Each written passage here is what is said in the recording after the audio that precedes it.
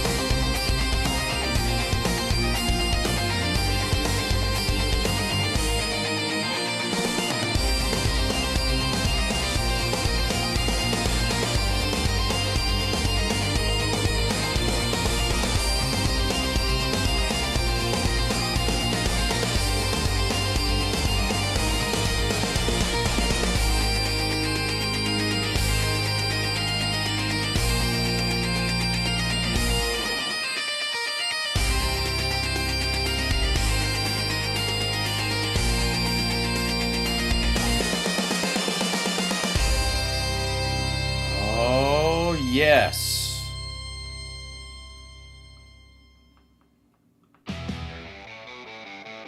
All right, let's get it going in just 1 second.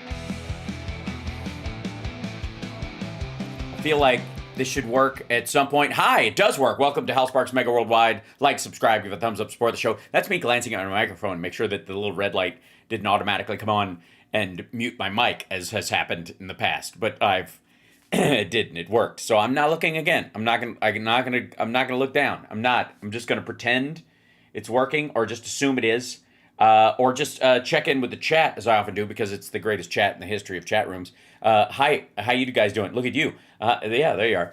And I think am I a little bit green? Yes, there's a green line on my shirt, so I may be a little see-through today. I think that might be what's happening. Yeah, something like that. Anyways, hi, welcome to the show. It's good to be here. I have been under my desk for the last...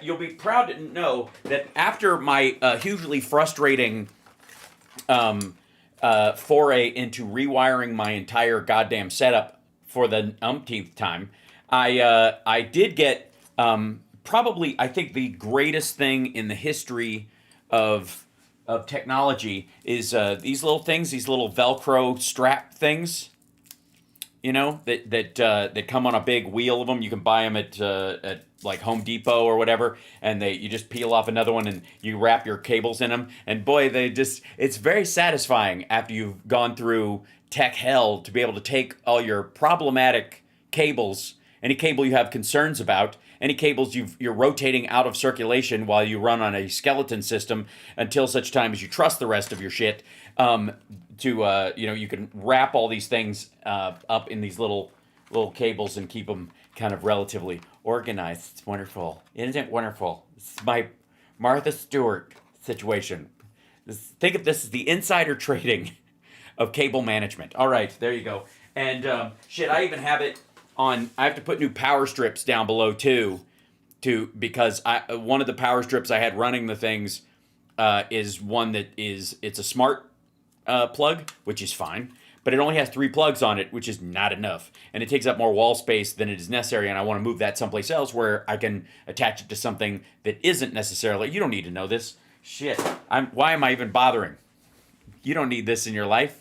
Just because I've had to deal with it. God damn. Just wait, there's always more. You know it, Jay.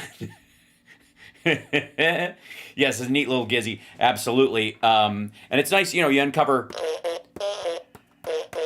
some wonderful things. Thanks, SG, for this things that have been kind of like out of reach The next big project is to take these little fuckers, which have a little adhesive right there, and then you put a wire through there, and then you can attach it to a wall or the inside of a desk, or when you're running cables stuff when you're gonna finally organize them. Because I think I ultimately figured out what the thing was. I'm not gonna say quite yet until we let it run for a couple days, and then I'll know. It's like that story I told everybody about my friend who went to one of those life-changing seminars that they advertise as life-changing seminars. And if you go to this seminar, it will change your life. And he went to this seminar all weekend long. It was like Thursday through Sunday. He was there like all day long in these like big arena meetings, and everybody was yelling and pounding their chest and all this stuff because it's a life-changing seminar that you can go and get your life changed. And he came back on Monday. And I said, how was it? And he said, it was life-changing. And I said, how do you know? It's been 7 hours. So I would reserve the whole it worked until it's worked for a period of time where indeed we may get into the territory of the next problem. Yes, like now I know that there's a problem, but it has nothing to do with the former collapse. Well, I'm losing my mind doing this stuff. I'm kidding. It's totally fine. I actually enjoy it, and there's a little bit of like, what do I call it? Like nerd meditation in stripping your system down and rewiring it. Anybody with a music studio knows exactly what I'm talking about. Think Alan's had too much coffee. No, not really. Just wound up. Also, I got a bit of hilarious, I wouldn't call it good news, because there's no spectrum of good versus bad on it because it's something in the distance, but it's kind of hilarious. And that is that Bongholio is getting some training wheels. I don't know if you guys noticed this. Oh, you bastard. Really? You're not going to have my screen up? You're just going to be like a big old jerk and not have my screen. There it is. Okay. All I had to do was wait. What? Okay. Properties. Okay. Yes. Display cache. That's correct. Excellent. Cool. Okay. Yes. All right. Andrew Bailey stepping down as Missouri Attorney General for a job in Trump administration. He's going to be the assistant deputy or the deputy assistant director of the FBI, which I cannot tell quite from the news story because it's only been about 18 hours or so, whether he is going to be one of, like, they finally found some staff people to work with Bongholio. They've had a rough time of it, or if he's literally getting somebody who they think can do the job to run along with him so that he can go visit his wife and stop bitching or stop digging around in the Epstein files. Maybe that's probably what it is. So this is Bailey, Andrew Bailey. Won't you come home, Drew Bailey? Won't you come home? Bailey's short tenure as Attorney General was defined by confrontation with the federal government, which he will now go and work in, and local officials, which he viewed himself as above, as well as accusations of corruption, incompetence, and grandstanding. The three main characteristics that you need to be an essential part of the Trump administration. That's right, ladies and gentlemen, if you're looking for a job in the Trump administration, there are three characteristics you're going to want to cultivate yourself. And that is, of course, corruption, incompetence, and grandstanding. That's right. These, you can't go wrong. Or as Mini Driver said in Grosse Point Blank, you can't go wrong. So Missouri will need a new attorney general for the third time in 6 years, as Andrew Bailey announced on Monday that he plans to step down and become a co-deputy director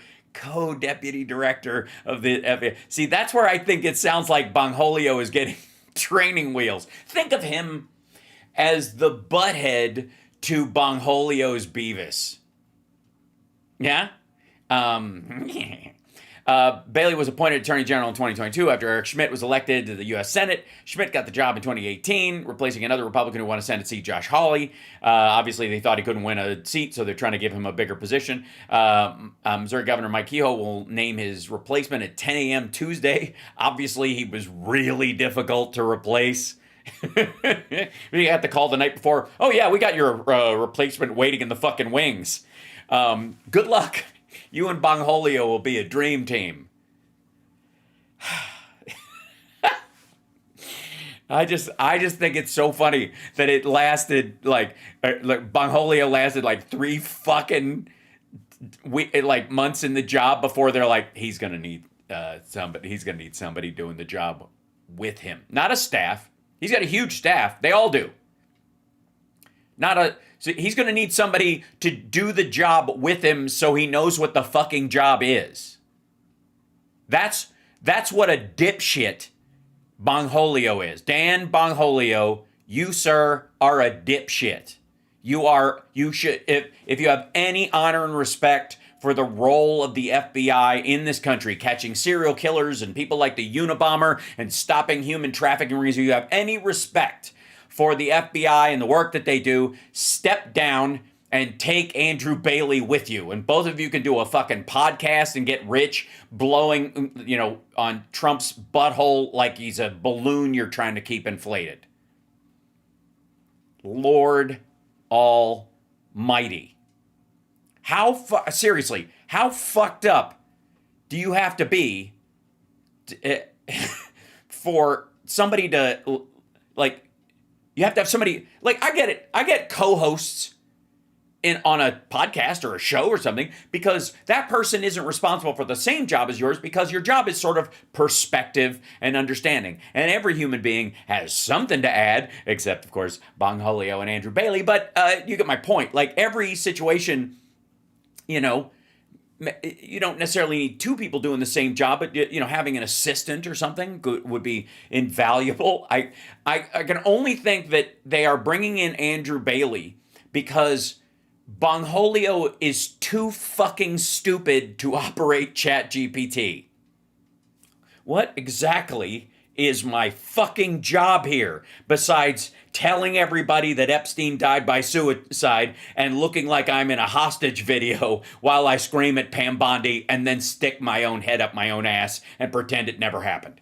The only person worse at using AI, I think, than Bongholio would, I suppose, be this dipshit. There, ladies and gentlemen, this is the Russia-Ukraine paradox. Whose land is whose when the war ends? Oh, it's so... Peace equals sacrifice? I guess so. Yeah, I mean, the chances that Trump is going to allow the Ukrainians or the Europeans, in his mind, to go after the murderous dictator that sent rape squads into a country for no fucking reason at all, other than his ego, is fairly slim. So I guess this is some more turd polishing from Glenn. Luckily, we don't have him explaining AI. By the way, Friday AI is going to be off the hook this week because of crazy shit that is happening. Also, I want to jump straight into this, though.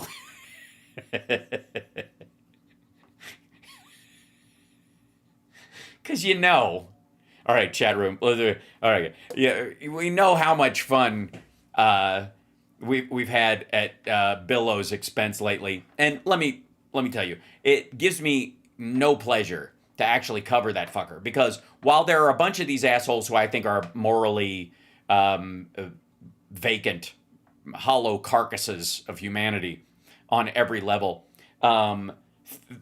their hollowness, I think, makes them superior to Billow in that he is full of awful, right?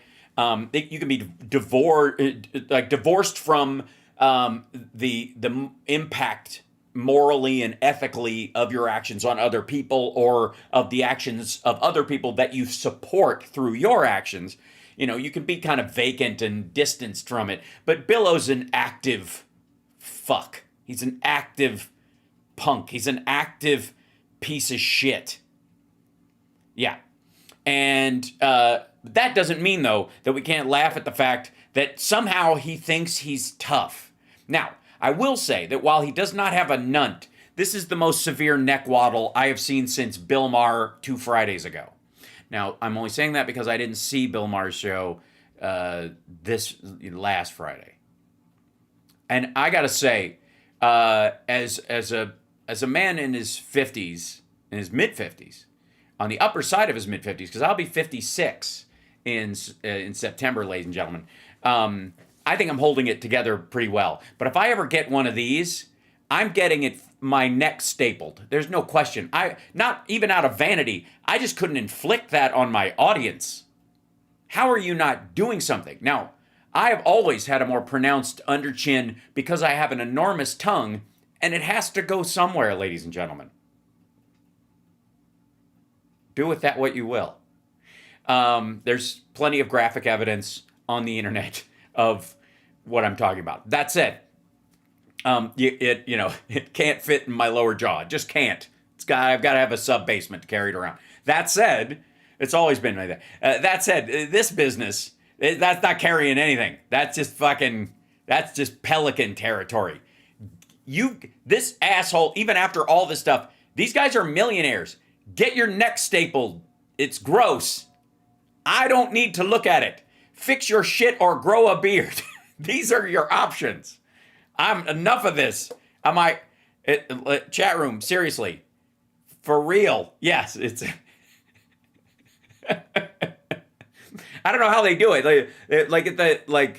What do they do? They just have to pull the skin back up here and they just staple it under your ears? I don't give a shit. Just get it done.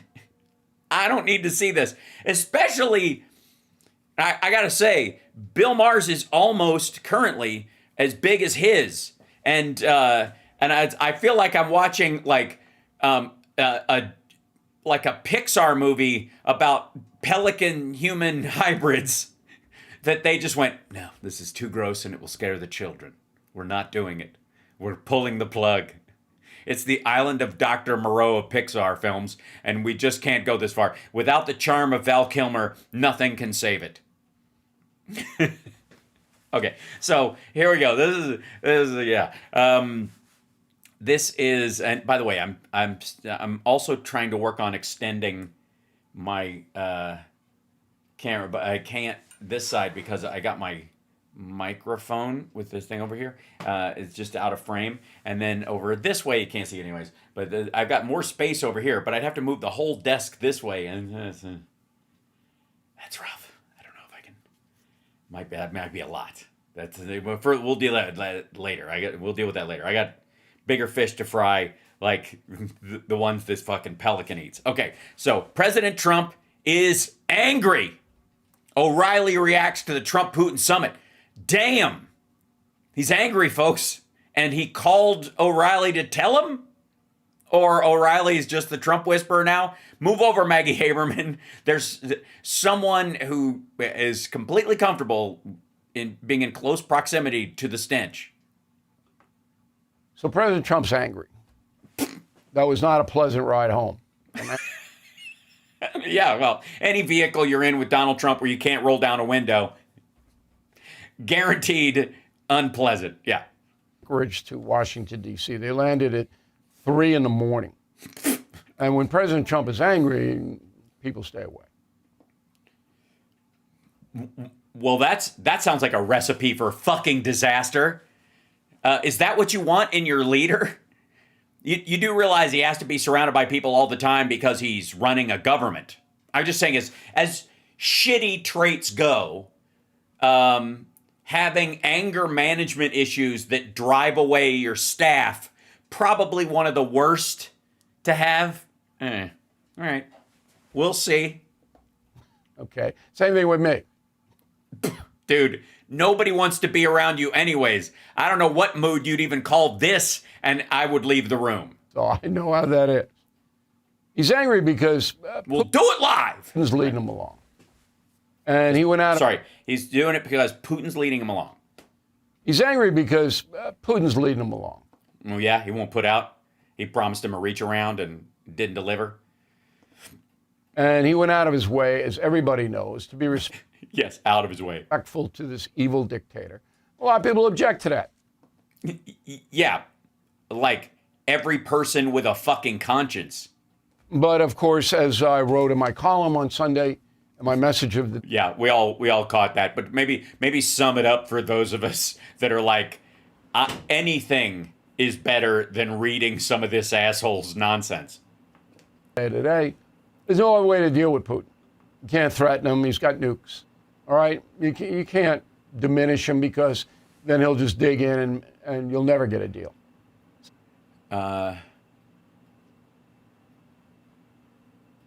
Oh, Hal Vickery, we love you. I hope you can hear me right now. Perhaps it's best that that you can't see the show right now, but I just want to send some love out to you. That's lovely. Big hug. Fingers crossed. That's all I'm saying. Okay. So, the president rolls out the red carpet and the flyover and the car and all of this. And the staggering and the clapping and the farting. Of course, the anti-Trumpers who don't care about their country at all, or Fuck you. Pro-Trumpers don't care about their country at all. Do you know what kind of an asshole you have to be to support an adjudicated rapist who was best friends with Jeffrey Epstein? Fuck, he calls you. That's reason enough. This dude, like, it should have disqualified him that he's friends with Bill O'Reilly. How about that? world. They use that as a criticism, and we'll get into that a little bit. But Trump really thought he was going to walk away with something concrete like a ceasefire for 30 days so they could work out details of a peace agreement in Ukraine. Sorry, he really believed that? Then I can't believe I'm saying this. He's dumber than we all thought. Ukraine and Russia. And it didn't happen. What? I heard on Peanut Butter Dickhead's podcast that there was concrete progress made in alpha mailing or something. And it wasn't even close to happening. So Trump believes that Putin is now, disingenuous. Now he's disingenuous? Sorry, now. The whole, bombing civilian areas, right after the meeting? Didn't, all right. And I think, to be fair, that President Trump overestimated his ability was suckered by to bring this madman in. And the key to it is, as you'll read in my book, Confronting Evil, which is coming. Yeah, I'm actually not going to read in the book at all. By the way, I would be confronting evil if I paid for anything you did. Out in 2 weeks now? I got no. John Fugelsang's book is coming out, or if it's actually come out. So I recommend everybody pick that up. The separation of church and hate. It's on Amazon right now. You get a hard copy. I ordered mine. I pre-ordered it a while back. It should be arriving any day now. And I'm hoping one day, if I meet the author, if I'm blessed by that, he can sign it for me. I'm very excited. Putin likes to kill people. Yeah, he does. And Trump knew that before this meeting. And you know what he was? You know what he felt about that? He was impressed. He was impressed. Enjoys it. And I'll prove it. And you'll prove it. I don't know what that means. What, are you going to go over there, pick a fight with him, and watch him spray Balthorium G in your face? It's tough dealing with somebody like that. It is. Trump was fairly successful the first 4 years using the same techniques. No, he wasn't.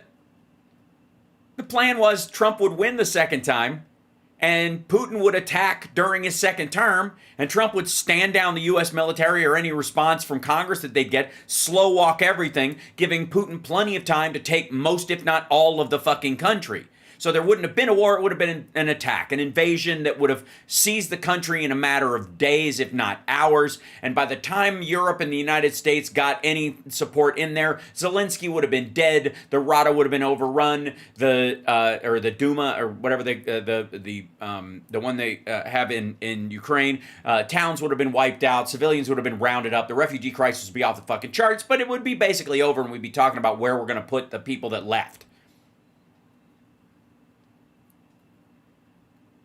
In the first 4 years was the setup. Flattery, respect, whatever. Hand jobs. And it worked then. No, it didn't. No, it didn't. It's like saying, our pitcher did great against their key batter while he was still in the dugout and warming up. We have the greatest pitcher in the world. He has a no-hitter against this particular batter up till the point he comes to the mound, up till he comes to the plate, right? But now Putin's even further into his psychopathic cycle. Okay. All right. So okay. All right. Okay. Okay. today, there was a meeting in D.C., and we're still awaiting the micro details. I'll have it for you tomorrow. Okay, thanks. Zelensky showed up. Somebody put that on my calendar. Bill O'Reilly's going to give us the micro details of the meeting we all saw. You mean like the fact that he couldn't see the head of Finland sitting right across from him at the table? Like, you missed the fucking guy. He's like, where's the Finland guy? Oh, you mean the tall guy directly in front of you with the little Finnish flag on his nameplate? Eric? That was the right call. Got to get Zelensky in here. And then a bunch of European leaders. The European Commission President, Ursula von der Leyen, NATO Secretary General Mark Rutte, British PM Keir Starmer. Filling time the Bill O'Reilly way. French President Emmanuel Macron, German Chancellor Friedrich Merz, Italian Prime Minister Giorgia Meloni, Finnish President Alexander Stubb. Yeah. Why isn't Alexander Stubbs' picture up there? Why is he not? Oh, there he is. It's directly in front of me. Maybe it's not Trump's problem. Maybe it's just the problem that he's just basically invisible. I mean, look at the guy. I mean, how, like, I could, is he blurry to everyone else or just me? They're all at the White House. And what is their collective take? It's interesting because it's not what you think. They're hemorrhaging money over there. All these countries, all the NATO countries, they got to pay for this Ukrainian thing. We paid more than $200 billion. No, we didn't. Asshole. No, we didn't. We didn't pay more than $200 billion. We spent $200 billion in the United States at factories and munitions plants and military contractors inside the United States. Then that shit gets shipped overseas, but it was spent here. The jobs that were created, the work that was done was paid for here. That money didn't go over to them. We didn't just dump the fucking money. We gave them the arms, which, by the way, if we'd have made those same arms, you know what they'd be doing right now? They'd be sitting on a fucking shelf waiting for us to use them during practice while we continue to make more. I say. But we have the money. They don't have it. They don't have it. I don't know. So they're really, really trying to get some kind of leverage. Putin knows that. Now, Putin's running out of money, too. Well, and I guess it's just a game of, like, monetary chicken. Interestingly enough. Yeah, that is interesting. You're right. Interestingly enough. He's broke, too. Homeowners, when it... Oh, fuck you. It's garbage. Beg your pardon, folks. Hey, remember this ad I shot 2 years ago? Okay. When they bothered to put makeup on me? What the fuck happened there? Did they not pay the light bill, or is he just, like, turning to ash right before it's... I half expect him to walk up behind me while I'm shaving and go, be careful how you cut yourself. Specificity on this changes. Mm-hmm. I mean, you know, Zelensky goes in and goes, oh, we're not going to make any deal that's going to change our borders. Yeah, you will. Okay? Yeah, buddy. Okay? Otherwise, you'll see how I get when I'm, mad when nobody wants to be around me. For example, this studio where even though I try to make it look like a news setting, I'm actually in my garage by myself without staff. I have some remote workers I hire that can flip the switches and put the graphics up. Okay, Zelensky, but... You'll have to. Unfortunately, it's not fair. It's not right. But you're going to have to give up some territory. Yes, Kursk. How about that? How about they give up Kursk, you fuck? In return, you'll get security guarantees. Yeah, right. What's a security guarantee? Explain that to Trump. I want to hear the phone call where this motherfucker explains what security guarantees actually mean to Trump. Which is going to be good for the Ukrainian people. If it's kept, yeah. But there's a lot of huffing. I like to remind everybody, we gave them security guarantees in the fucking 90s. Give up your nukes and we will basically give you Article 5 protection. Just don't have nukes anymore. Get rid of them. Remember that? During Clinton? Completely blown off during the millennium, since, I guess, 97, wherever the fucking ink was dry. Puffing going on over here. I will be on News Nation tonight at Okay, well, at least I know where not to look. 9 p.m. with Leland Vittert. Oh, wow, with Leland Vittert. Shit. Who's Leland Vittert? May have updated specific information by that time. Probably not. Okay, but I don't have it now. We're taping this in late afternoon. Okay. Well, shit. Okay, so ahead of the meeting in Washington, Trump puts out a social post. A truth sinkhole? President Zelensky of Ukraine can end the war with Russia almost immediately if he wants to, or he can continue to fight. Remember how it started? No getting back Obama given Crimea 12 years ago without a shot fired, and no going into NATO by Ukraine. Some things never change. With 3 exclamation points for no fucking reason. So, yeah, the NATO thing is the easiest. Ukraine does not have to join NATO. And that, Putin is using that. It's a straw card. Remember, NATO is no threat. A straw card. Mm-hmm. As a straw man and an ace card, is that the combination? To Russia. None. NATO's never going to invade Russia. These European countries is the last thing they want. Okay? Putin just NATO, they're going to come after us. Ah, come on. Sorry for all the people from NATO expansion storyline that's what started the Ukraine war. Apparently, Billow disagrees with you like every other person with eyeballs. It's just an excuse. But you take the excuse off the table by saying, okay, Ukraine's not going into NATO. And Crimea is gone. It's gone. Yeah. Not if Putin dies.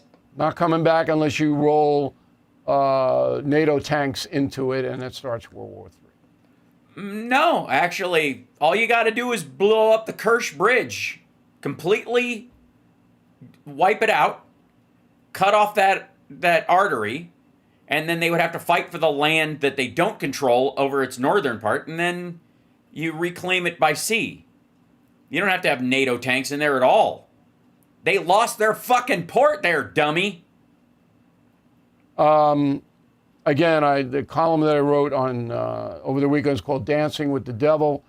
Oh, I see. I'll have to somebody look that up for me and have someone else read it that has karma to work off.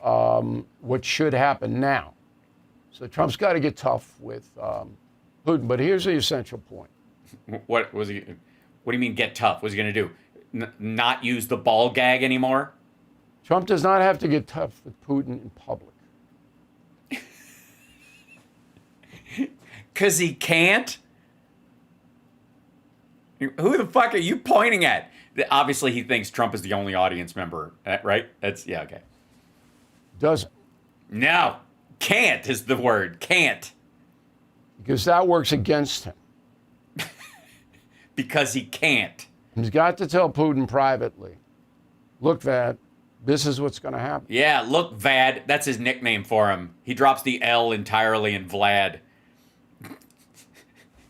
Look, Vad, I'm going to take this bony, decrepit, unclipped, cuticled finger and do unto you what you have done unto me. You. Now, I'm not going to make an announcement, so So it's mano a mano, a cage match between.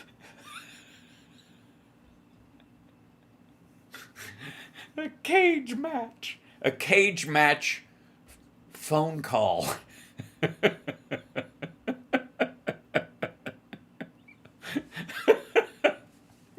the fuck out of here. Mano a mano. Oh my God. How fucking shriveled does your dick have to be to talk like this? Don't do it in public. Don't make me do this in public, because let's just say I was lucky I was wearing a diaper the other day. But between you and me, with no one else hearing it, so that I don't actually have to do any of the shit I say. You and me. That doesn't get us. But you continue killing innocent people, and we're going to bankrupt your country. And you. And you're not going to be able to pay your generals millions of dollars to protect you, which is what it's Putin. Putin's power is based on the fact that he pays his army an extraordinary amount of money to protect it. Compared to everyone else in the country, you mean? Yeah, we know. Yeah, those payments go down. The oligarchs that support Putin, they're already going to get hammered. Huh. That must be why Trump is trying to get him back in the G7 and make it the G8 again. Why he's trying to allow him back into the SWIFT system and allow him to do more banking, allow him to sell more oil. That's why he wants to be able to do those things again, so that Putin can afford his protection racket for himself. They'll throw him out. Not like Putin. They'll throw him out. Get out of here, you amscray. Is one of these guys they love. They don't. So anyway, but to do it God damn, what a waste of time. Publicly is not the way to go. And that's a memo. And that's a memo. Jesus. The turd polishing is strong with this one. Man. Like they're trying. They're all trying. We saw Peanut Butter Dickhead and all those folks trying to make this, this tough guy act, work. Nope. Not anywhere. And by the way, hold on 1 second. There's a yeah, they had where is it? Michael Wolff was on Peanut Butter Dickhead's podcast, but he didn't actually go to the studio. He did it from this. In case you don't know who Michael Wolff is one of the guys who, he's been on the Daily Beast. He's now a regular in the Daily Beast podcast. Basically, he's become one of their main Trump whisperer. He is the Maggie Haberman of the Daily Beast now, and he's got allegedly he's got an entire inside lane at the White House, and. No word about Miss Ghislaine? No, exactly. Michael Wolff is a Marxist. That's Richard Wolff. This is Michael Wolff. This is a different guy. He's a writer.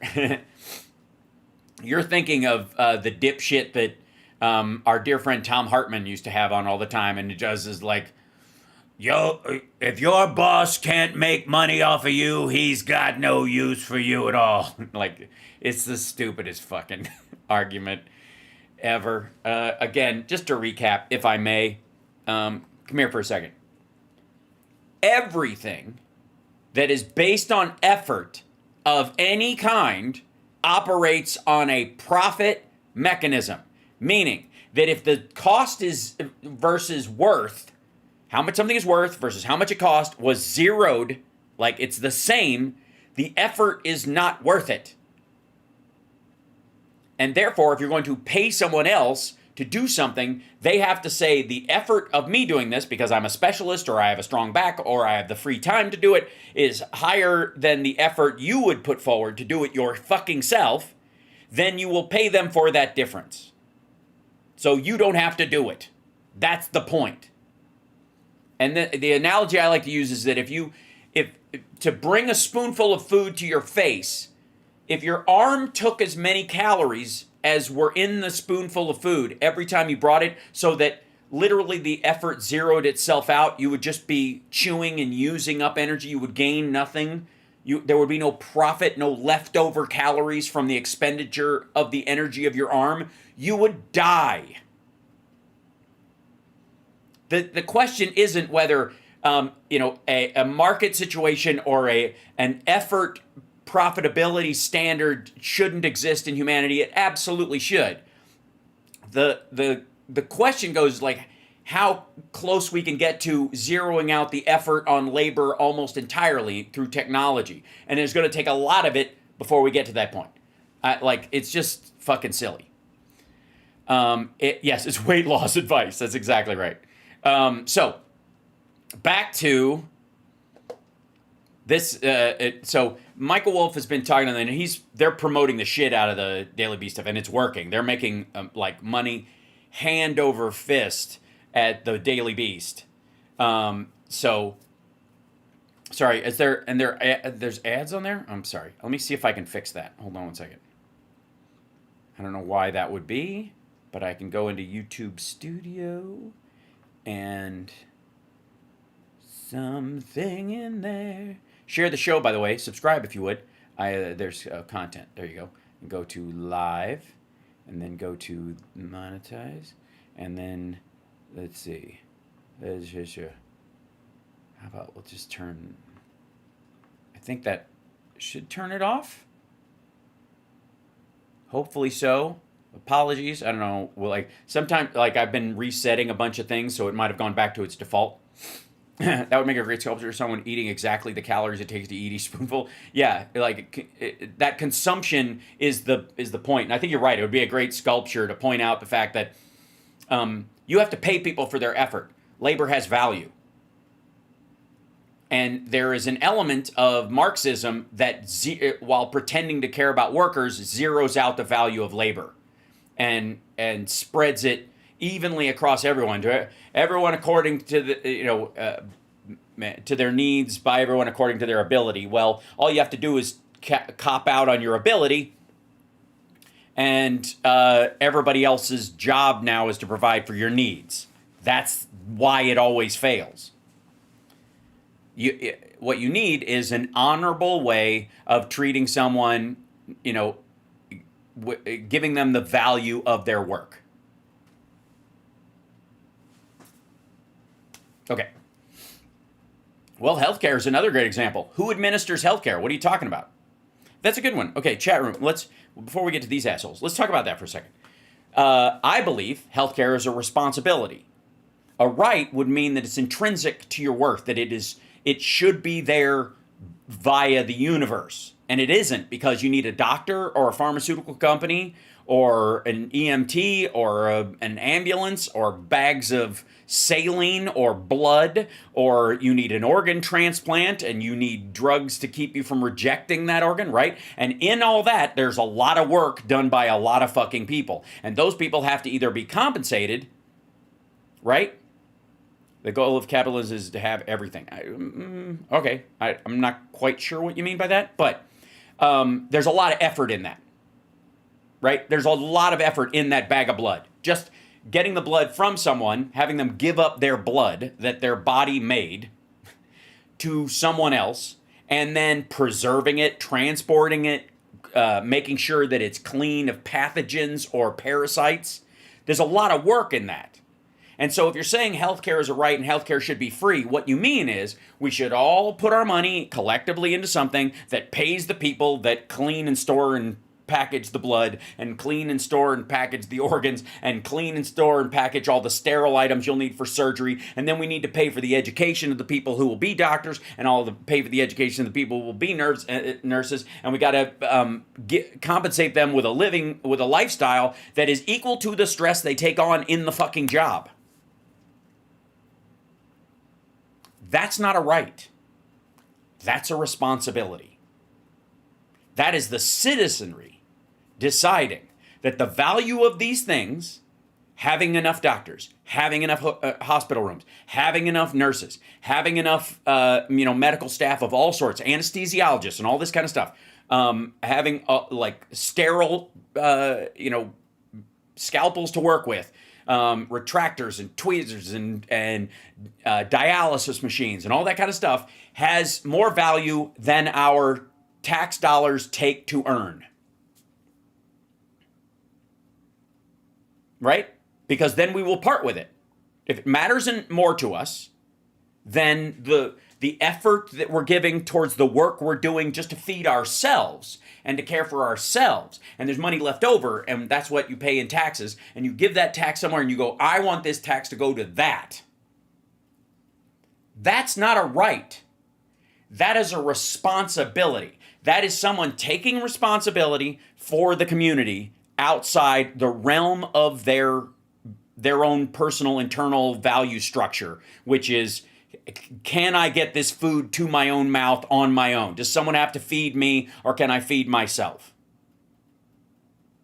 Once you've satisfied certain things, clothing, shelter, put your mask on before your kid. Once you've done that, you put your mask on, then you have effort left over where you are not currently dying from asphyxiation to save someone else's life. And in that process, you can decide what the biggest threat is. Now, often it goes to the military because the biggest threat we're concerned about is the live person who wants to kill you. Now, most of the time, strategically, worldwide, as much as it might seem like it, the vast majority of the threats from outside people are not from foreigners who are trying to bomb you.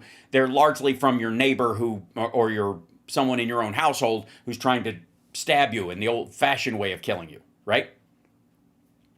Okay, whatever Medicare for all. You can't whatever it, Bob. That's my point. If you whatever it and just call it that, if that's just bumper sticker, it's meaningless. It will never motivate anybody who isn't already on the team that views this as a responsibility. They won't participate in it for a bunch of reasons. One, they may be morally opposed to it. You might disagree with that, but it exists. Okay? They might go, setting up drug rehab centers is, rewards drug addicts while we should just focus on elementary schools because we don't have unlimited resources. Therefore, limited resource, what limited resources we have to spread it out on my priorities, and that's what my priorities. And your priorities may be different than somebody else's. It doesn't mean they're wrong. And you're going to have to find some way to meet in the middle. And eventually, over time, you can grow a system.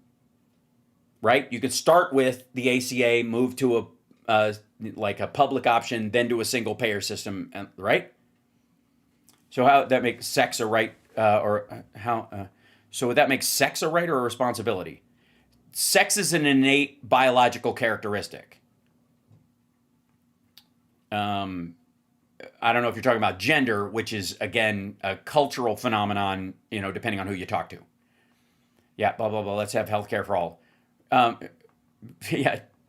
Well, Trucker John, how? You won't. Until you convince everyone, or a significant amount of people, that not only is it valuable to give the works of their effort towards a threat they don't think about until it's too late. Most people don't get insurance because they don't think they're going to get sick until it's too late. That's pretty standard. If you're talking about sex as an activity, that's a different conversation entirely. It's a lot closer to this. As far as that, you don't have a right to copulate, for example. Rapists think they do. That they can take what they want. If they're being denied, if there's an uneven balance of who's getting laid in the world, they can right that balance on their own, and the effort of another person or the right of their bodily autonomy be damned. Right? So, anyways, the point I'm trying to make is that it's a responsibility to make it happen. You can't, and you will never get there with just a bumper sticker. How, by your logic, no one will get up in the morning? No, I feel like what I'm saying is that everybody views getting up in the morning as an effort they participate in, and it is an autonomous effort that they do themselves to get up, dress, clean themselves, brush their teeth, feed their kids and their spouse and themselves. go to work, do their things, and at the end of the day, with whatever energy they have left over, they can give to their community. Right? And part of what you give is your taxes. And part of the way you vote is you vote for people that will put your taxes where you want them to go versus where you don't want them to go. And you recognize that you're going to be at a difference of opinion with people about that. In a democracy, you have to deal with that fact. So you have a responsibility to start convincing people that your path is better. And so far, we haven't. And yelling Medicare for all actually made it worse, because it assumes it's like yelling Allah Akbar or praise Jesus or or fight the power or something rando. The people around you who know the phrase and live in the phrase like the phrase and love hearing it, but nobody who's not on your team likes the sound of it. How we need to start with something. It will not happen overnight. We need to start by lowering the Medicare age to 50 or slowly people get real benefits. That's a great way to start. I agree. That's exactly what I'm saying. It's an incremental push. That's what I was saying about the ACA leading to a public option, leading to perhaps a version of Medicare for all or Medicare for all, to eventually where technology might bring it around where medical care is a relatively human-free process.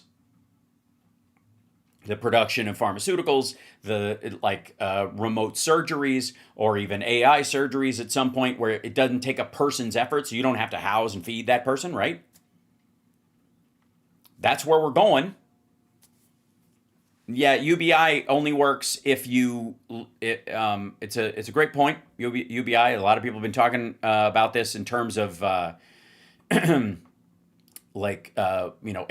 taking jobs or whatever. UBI, if you do it without rent control or price controls, will just drive up the cost of everything overnight. It's just a recipe for inflation. DJT did YMCA for Putin in the back of the beast. Is that code, honey? Yeah. Honey, B47?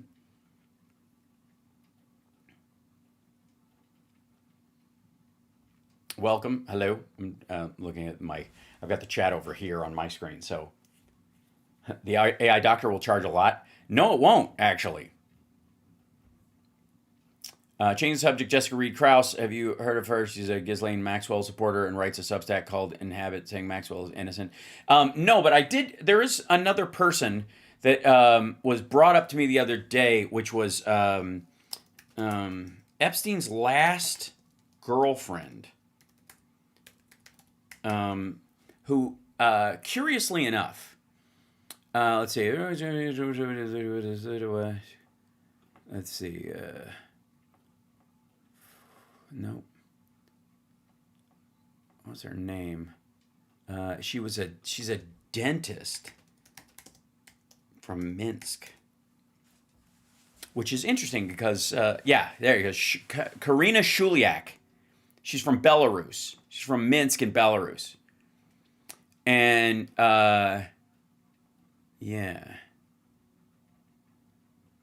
she was spotted on Fifth Avenue in 2023. That's the last time anybody's seen her. This is Karina Shuliak. She's a Belarusian Russian. She was Epstein's final girlfriend. She was the last person that spoke to him before he allegedly died. And again, Minsk. Yeah, Otis. Minsk. Minsk, like the agreement between Russia and Ukraine that Russia wouldn't invade anymore. That Minsk. And she hooked up with him after he had been convicted. So she started dating him after it was well known. Yes. So, yes, this might be the Bella thing, right? Belarusian dentist is my new best friend, says Donald J. Trump. That's what he was starting to write, and then Stephen Chung knocked the phone out of his hand, right? Another Russian link to Trump Epstein, absolutely.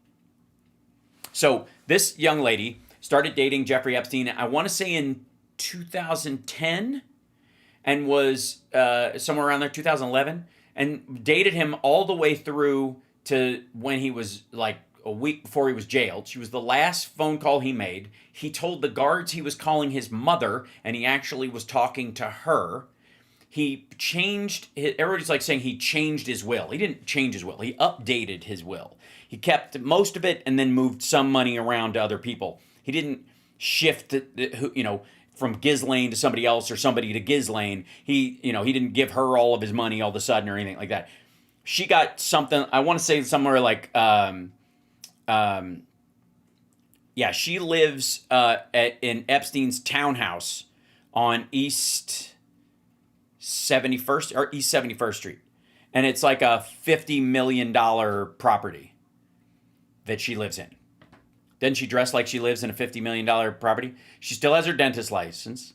He had a remember, I don't know if you saw this, like he had a dental chair in his home and at the island. Remember seeing all the pictures where they show inside his house and there was like this weird fucked up thing where there was a dentist chair and you're like, why the fuck is there a dentist chair in there? That's why there was a dentist chair. And apparently, according to people around her, she was known as the inspector, and she kept tabs on him because she like who he was meeting with and and what he was doing and who he was hanging out with. And either she was trying to act as his sponsor to keep him out of trouble, or she was paranoid because he said he'd had thousands of trysts and with underage girls and. And this is the way he talked about it. And he'd slept with a bunch of other women, including him and Trump apparently sharing a girlfriend at one point, right? But I think she might have just been a Russian handler. Because again, she's from Minsk, Belarus. Belarus is aligned with Russia right now. And what did he do the last week he was alive? Transfer a bunch of fucking money, billions of dollars through Russian banks. Yeah. And the reason allegedly that he had the dental chair and what she would do is that he liked fixing the teeth of beautiful women with bad teeth or some shit was the idea. Nobody's interviewed her though. And she's the last person who spoke to him. They know because of prison records that it was her phone number. He didn't obviously call his mother because she'd been dead for years. His mother was dead long before he was arrested. So he definitely wasn't talking to her. Unless they put the phone down and there's like, gang, gang, gang, gang, gang, gang, gang, and he's Looney Tunes. No, but they know he called her.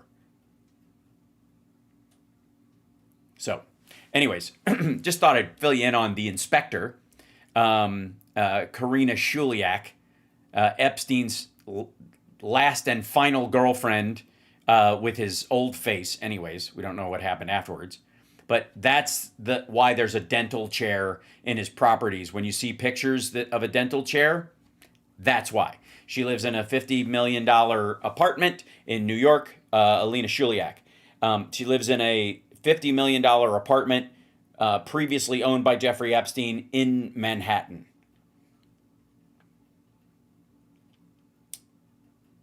I'm just saying, some great witnesses out there, don't you think? You think there's some great witnesses out there? You know what I mean? Yeah. So, anyways, that's Epstein's last girlfriend. There you go. And how many people knew about her before I brought it up?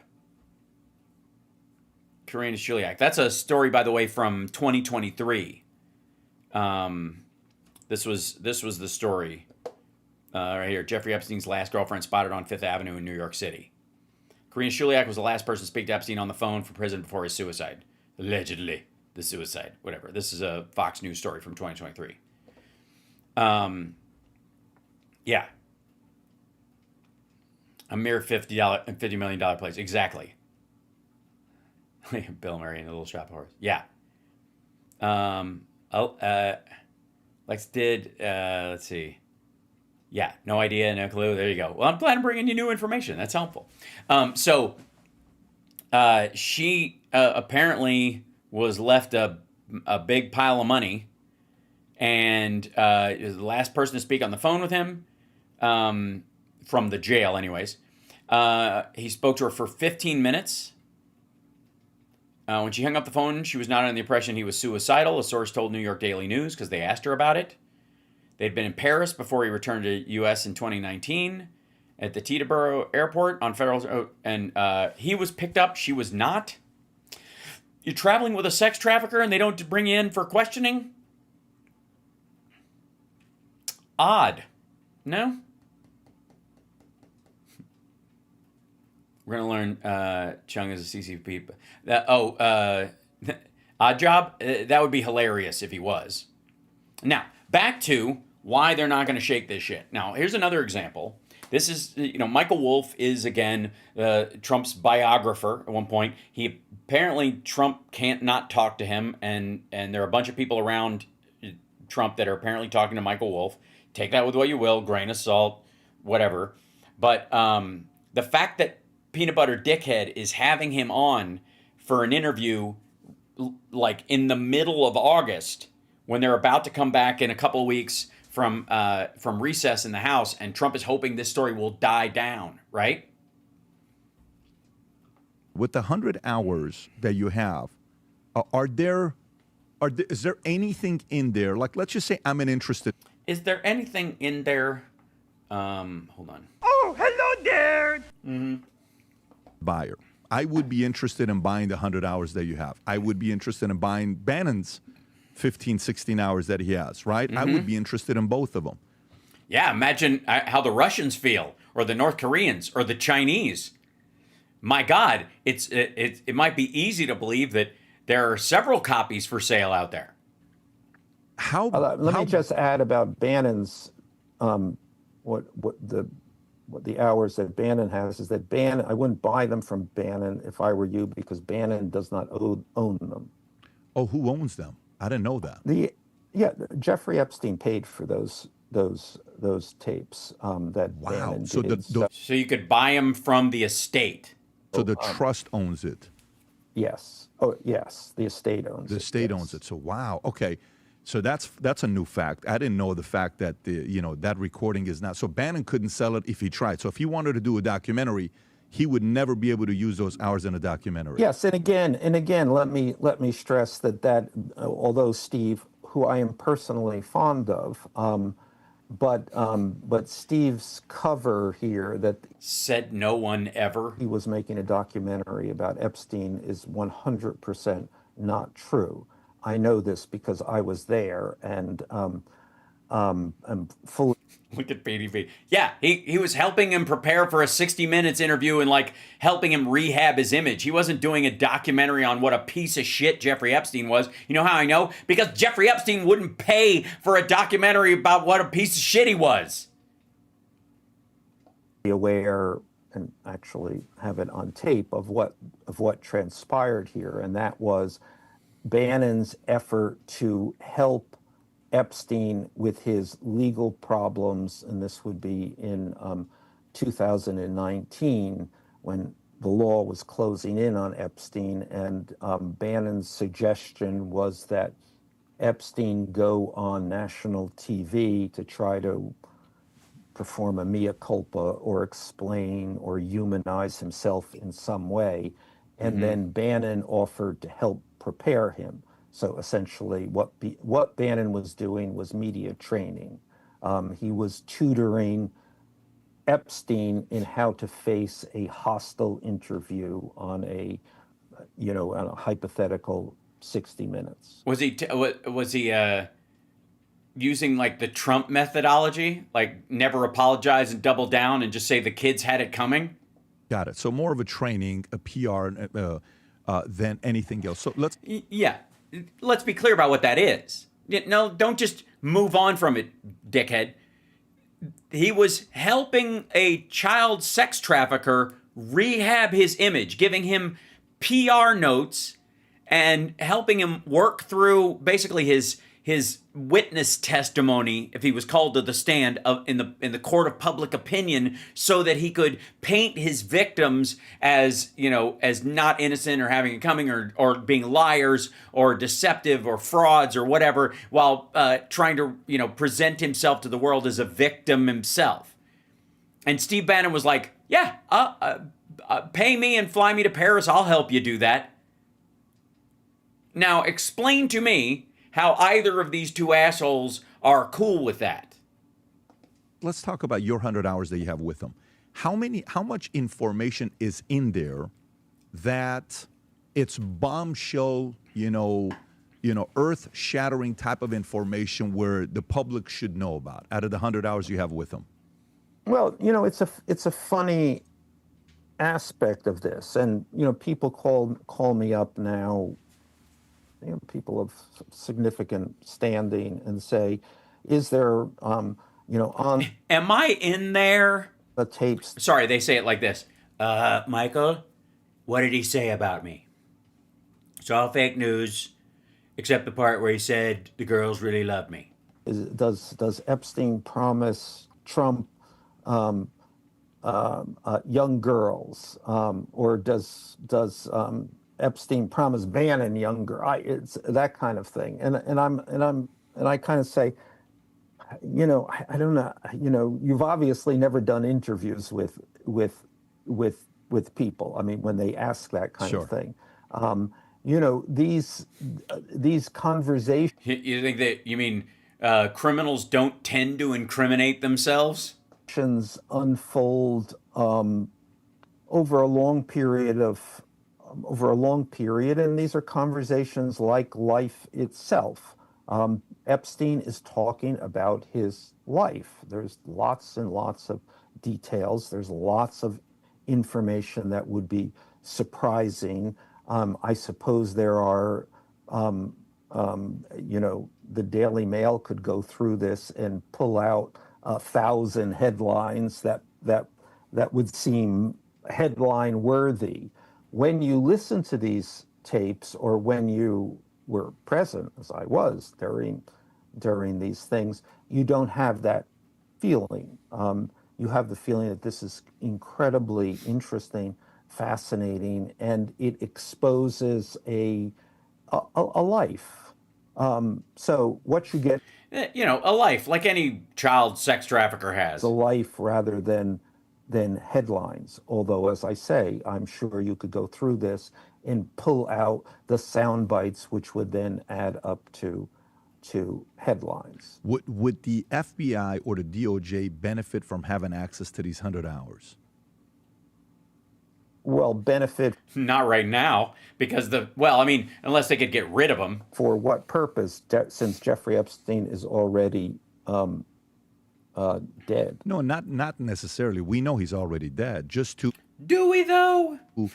gather more intel. Would the FBI or the DOJ, if they're trying to get to the bottom of this, would they Well, get I think it's a anything? question of what they're trying to get to the bottom of. If they are trying to get to the bottom of who Jeffrey Epstein was, about the real nature of Jeffrey Epstein's personality, about Jeffrey Epstein's not only his weaknesses but his strengths. Yeah, great. I'm sure the FBI would love it for profiling purposes.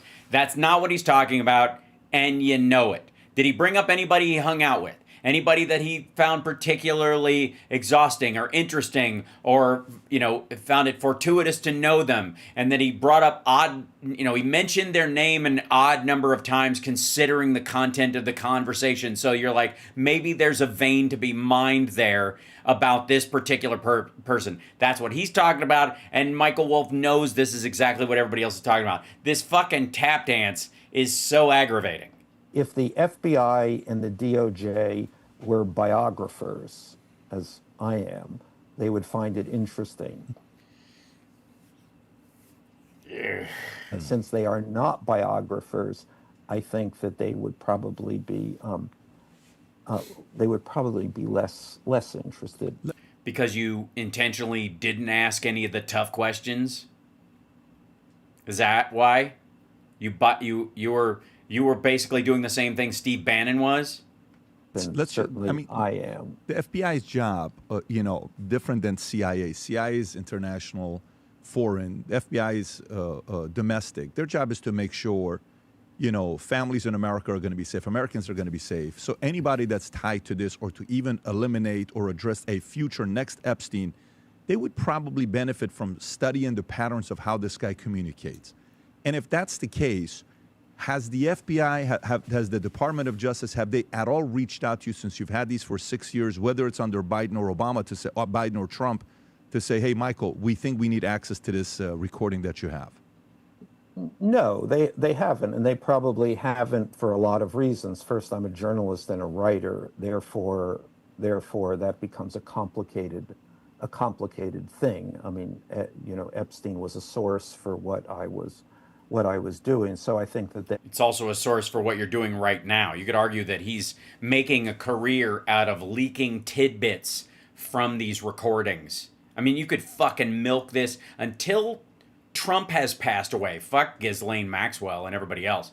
Until Trump is dead, and maybe even for years afterwards, if you could take the JFK assassination, kind of timeline as far as people's focus on conspiracy theories, he could milk this shit for decades.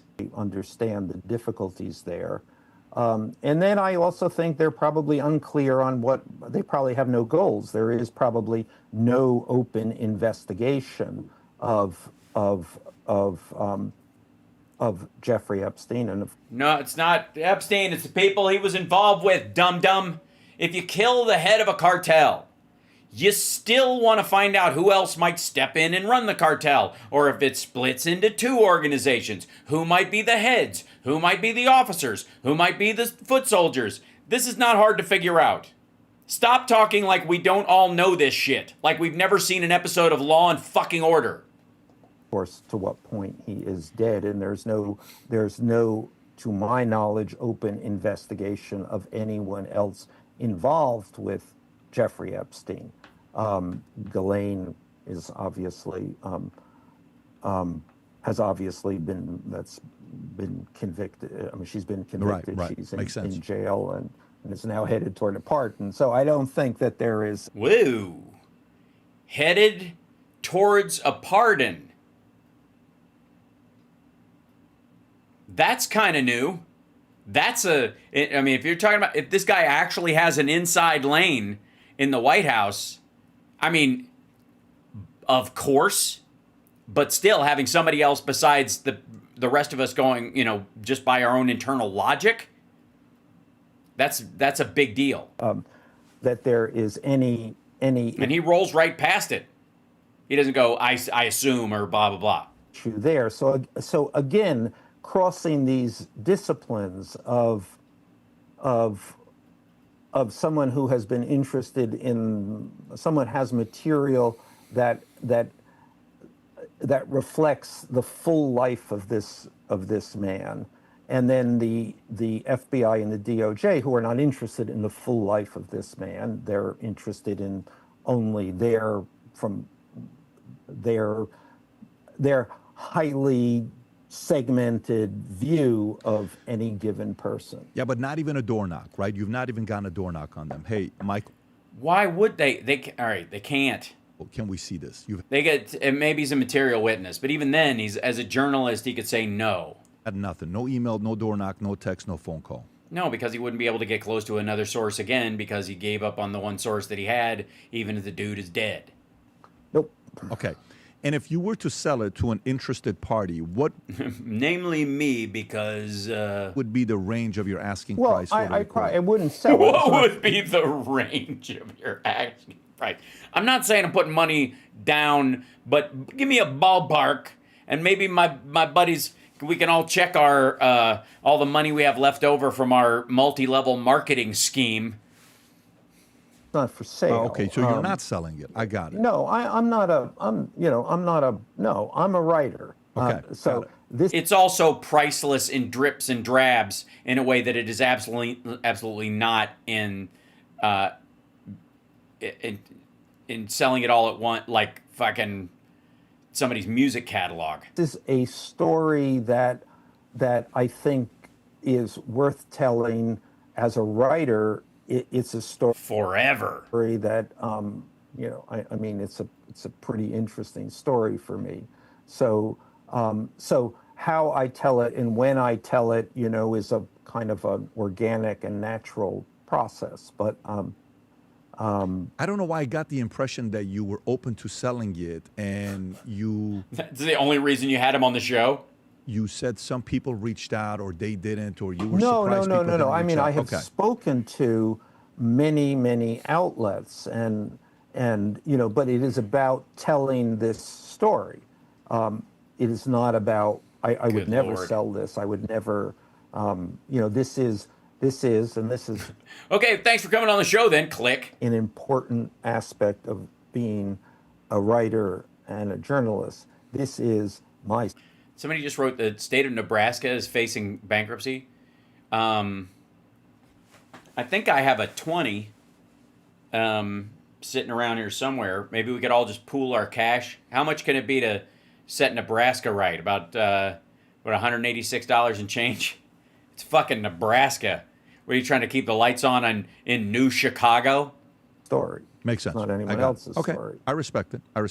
Nowadays, more I respect it. You know what I would do is sell shirts and T-shirts that say "Future looks than bright." ever, the brand you wear reflects and represents who you are. So for us, Right, and I'm wearing my favorite interstellar fratricide story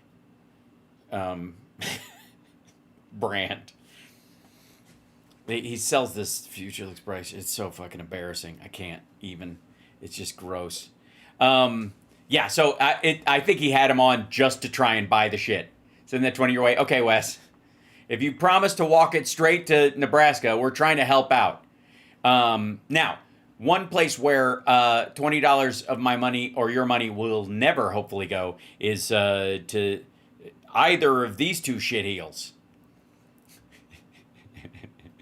Can I just say that this clip might be worth it just for the look on Alex Jones's face right here? Alex Jones, federal filings show millions in DOJ funds went to charities tied to my accusers, who then paid the Democrat law firms suing me. I think they were, and also the Democrat law firms. So, sorry, Republicans would never take on the case of the Sandy Hook parents? So Republicans are like, I don't see a crime here. I don't see anything morally reprehensible in Alex's behavior at all. Sending his supporters basically to piss on the graves of your dead children, saying you never had kids in the first place. As a Republican, by God, I don't see anything wrong with that at all. So this will have an ad. Another great warrior, maybe our greatest warrior, Alex Jesus Christ. If that's the case, tap out, motherfucker. Jones joins us. So, Alex, you help the audience out here. I'm hearing tons of confusing information every time we talk about InfoWars.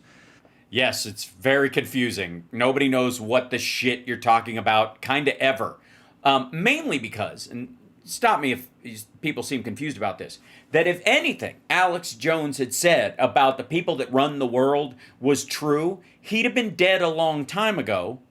Or, if it is true, he clearly works for them and distracts from what they're doing by making up apocryphal tales about another mystery organization that he's created out of thin air.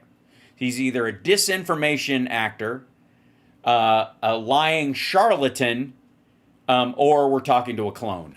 And the deep state coming for your assets. Can you get our audience up to speed on exactly what's happening, sir? The deep state. I just want the desk. When I was on with you last time, God damn. When I was on with you last time, I was trying to give up eating frozen Wisconsin cheese curds because they always come back up on me, and I just can't. and this is basically what everybody's been, getting from it. You're like, hey, great surviving Bloomberg and his gun control group. It's now come out with the Justice Department, starting with Obama. And then even when Trump was in, rogue elements of the Justice Department, and then Get a fucking lozenge. Shit. Biden running all this lawfare against myself, something you obviously have experienced at an even greater level. Well, there's still time. Trump and then Flynn and Bannon and then myself, down the lines.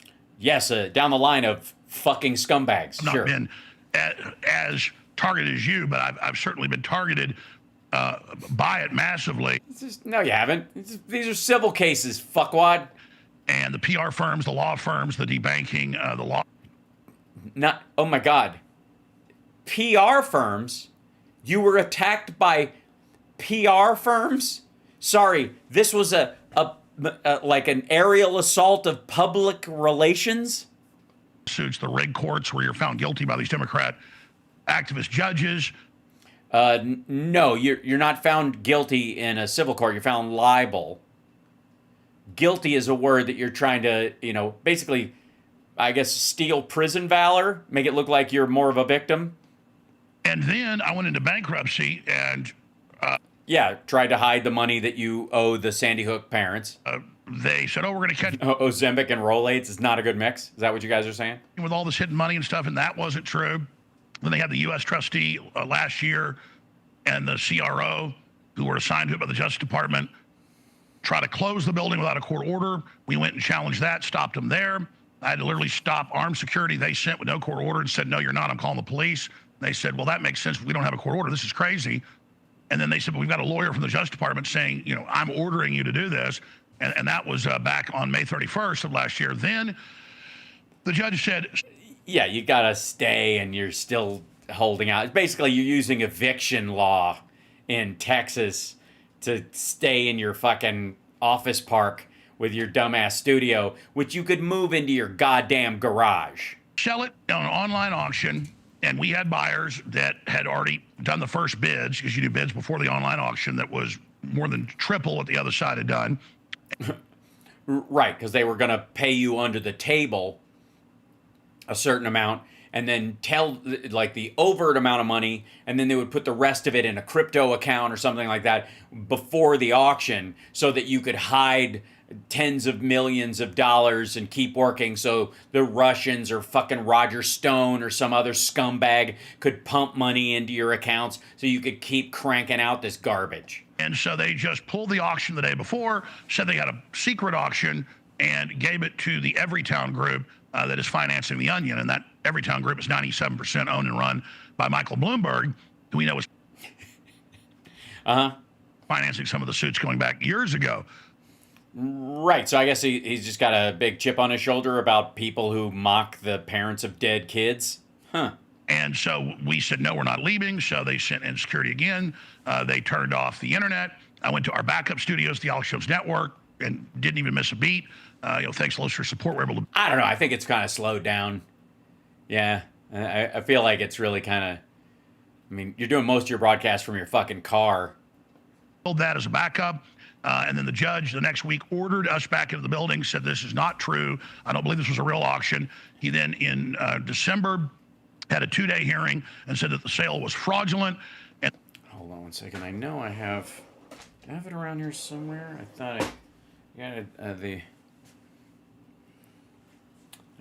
I guess we can just, sorry, keep going.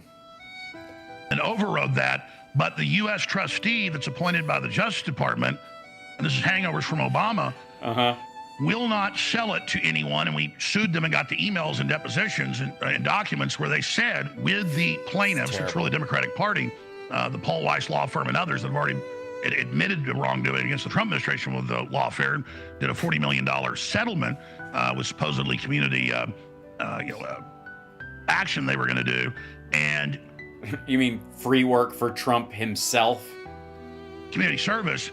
And then they even called part of the $40 million community service in their federal filings the suits against me. So that's something that President Trump obviously needs to know about. Yeah, I think he does. And I think like a lot of things to do with other people, Alex, he doesn't give a fuck.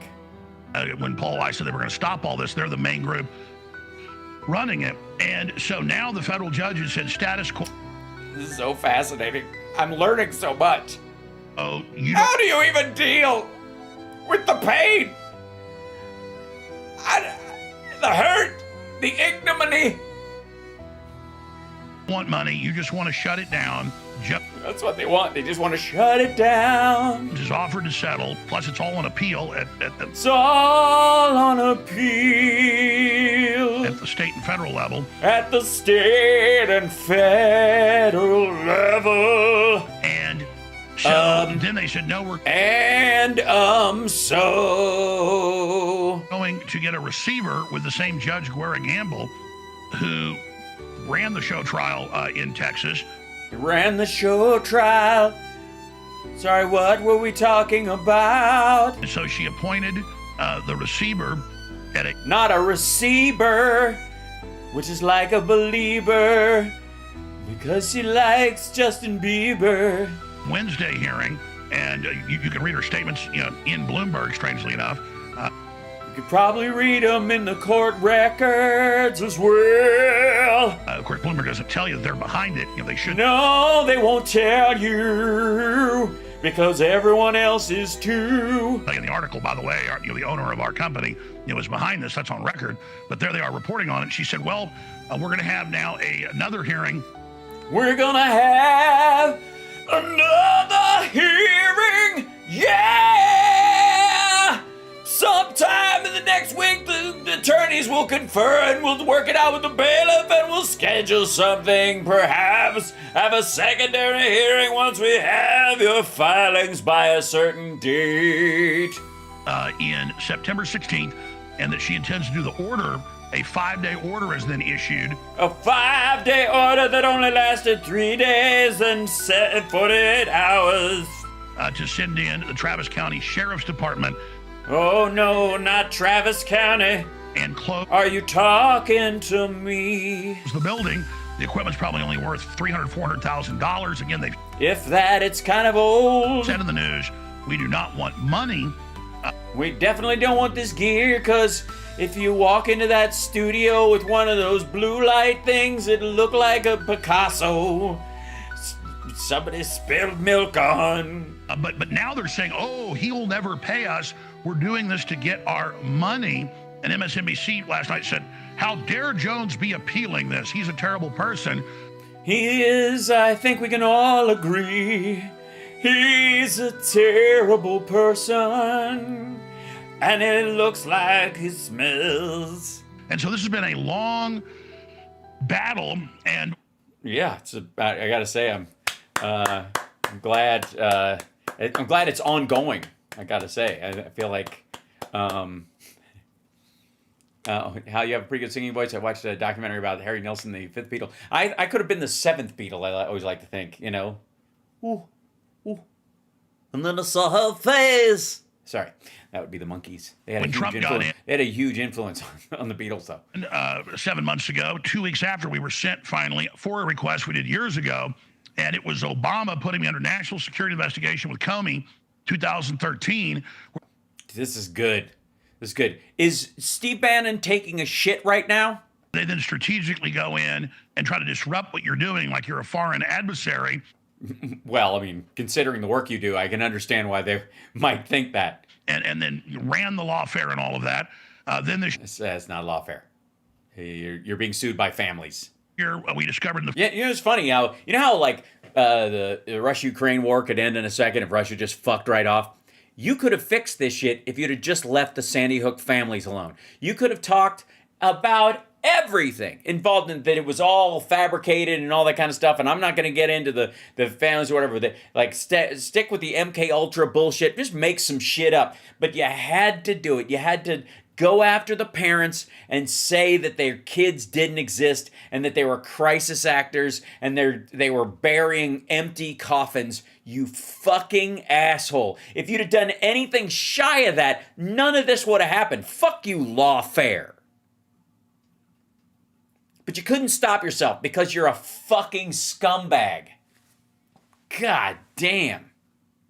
federal filings. Thanks to a lot of Doge stuff that got published. Millions from the Justice Department directly to the charities of the people suing me who You mean the anti-gun violence charities? and paid the money to the Democrat law firms that are suing me. They'd be given federal DOJ money, and then they would give the exact amount a week or two later, over and over again, millions and millions and millions of dollars to the very law firms as clearly the payment.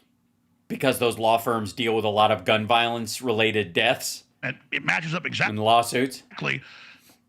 Well, it's funny how you could have stopped that whole chain of money if you just hadn't gone after the fucking parents of dead kids, you tit. And we also got an undercover CIA, FBI liaison, Gavin O'Blevis, 2 years ago. Gavin O'Blevis. In an undercover He's related to Scott Bladham.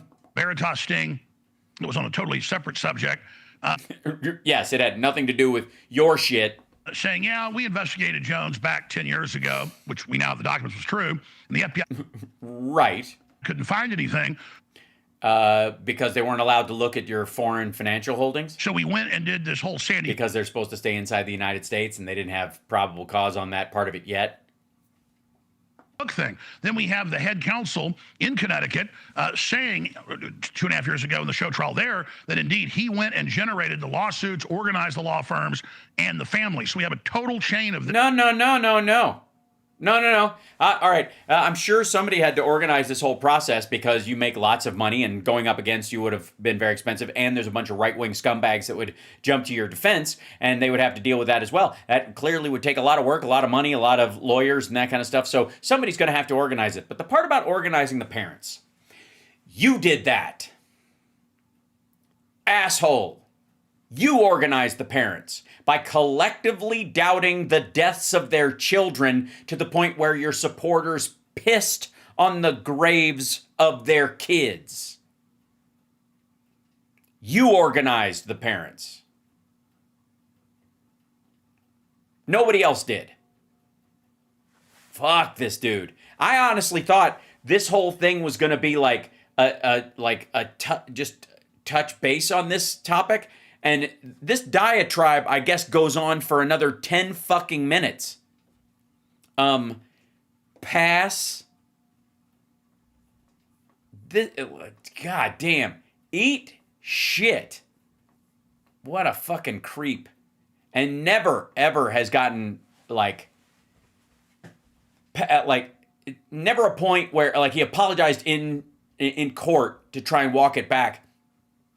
And as an attempt to try and get out of the situation he was in, not because he actually gave a shit, or he suddenly had a conscience, because he thought he could end that maybe there was a chance that the judge would go, okay, well, you got your apology. He says he lied. End of story. Nope, you don't get to fucking try to roll this shit back once you're in court and you've cost all these people all this stress and effort and money. All right, I tap out. No. Too late, motherfucker. You could have done that earlier. As a matter of fact, it should cost you more for dragging everybody through this shit. What an asshole. Speaking of assholes, by the way, this dude.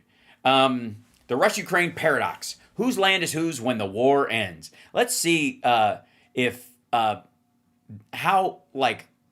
far up Putin's ass Glenn decides to crawl this week.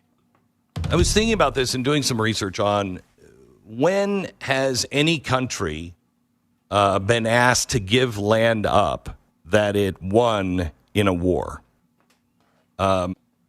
Germany?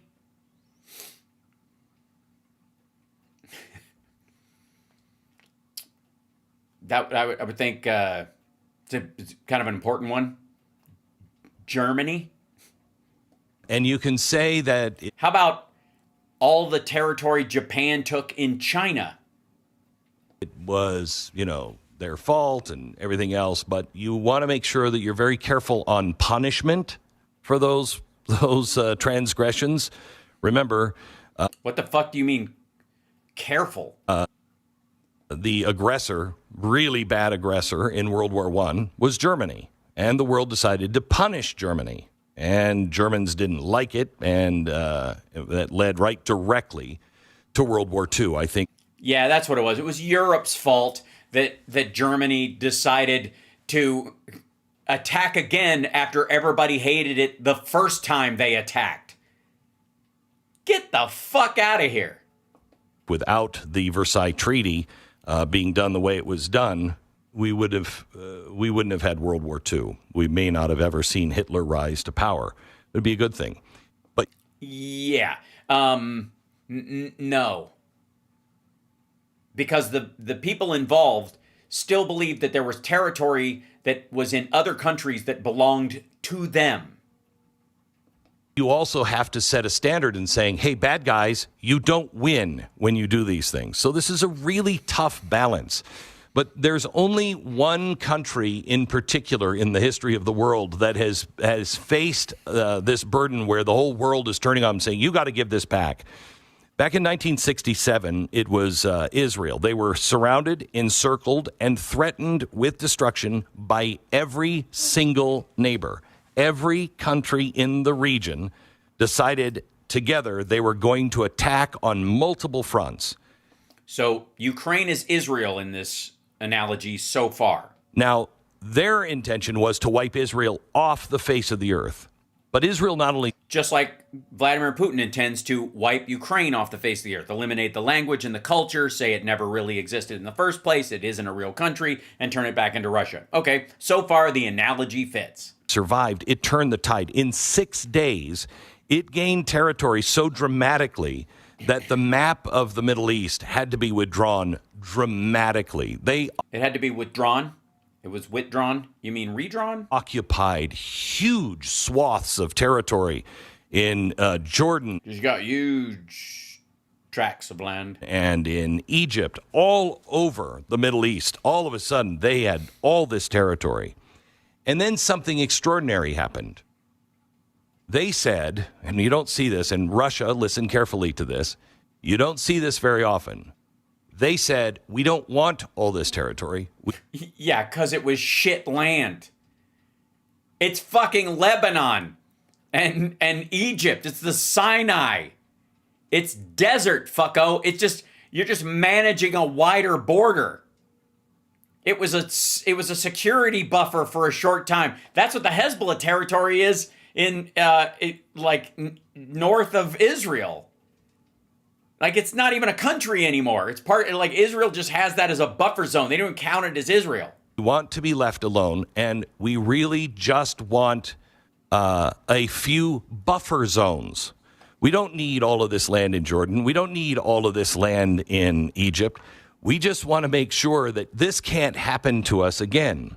Right. So that's why we should push the Russians back to the 91 borders and then about 20 miles further than that. And then we'll set up a buffer zone inside former Russian territory and they can stay on the other side of that fucking line. How about that? And then maybe if they're good after a couple years, we'll give back Kursk. How about that? Try that on for size.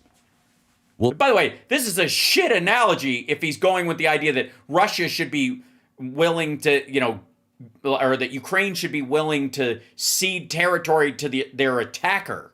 That's what Russia is saying. Now, whether that's true with Vladimir Putin or not, that's up for you to decide. But what? Hold on. What are they saying? Land in Jordan. We don't need all of this land in Egypt. We just want to make sure that this can't happen to us again. Well, that's what Russia is saying. No, they're not. What the fuck? What are you talking about? First of all, the buffer zone area in this analogy, suddenly Russia is Israel and Ukraine attacked them and they want the Donbass and Luhansk and Donetsk, not because it's really Russian territory and Ukraine's not a real country and the Ukrainian language is fake and there is no real history there and all the shit they've been actually actively been saying all the fucking time. And now they want the Donbass, all of it, and Crimea as a buffer zone to protect them against Ukraine not attacking them again. Get the fuck out of here. This is holy shit. Now, whether that's true with Vladimir Putin or not, that's up. It's not. I don't know where you pulled that out of your ass. For you to decide. But what they're saying is they want just a buffer zone. No, they're not. No, they are not. A buffer zone against what? Ukraine didn't invade, you dumb motherfucker. Away from NATO. And well, okay, so what the fuck happens to Finland now? Because Finland has a bigger border and they're in NATO now. So what are you talking about? So they can invade fucking, 60 miles inside Finland up and down the entire border? Yeah, what the fuck? What Ukraine is saying is we want to be part of NATO because we don't trust Russia, nor should they. So we want to have NATO partnership. Basically, what they want is if Russia attacks us, then all of NATO, Europe and America, need to go in and fight that war with them. That's what they really want. Right, because without that, Russia will attack again. Well, Donald Trump, his allies came out this weekend and said they are very close to an Article 5 kind of agreement. Whoa. Sorry. Donald Trump's allies? Donald Trump. They're, first of all, the European countries are U.S. allies. They're not allies of the fucking president. He's not a goddamn monarch, no matter what you fucking want, you weirdo. His allies? Jesus.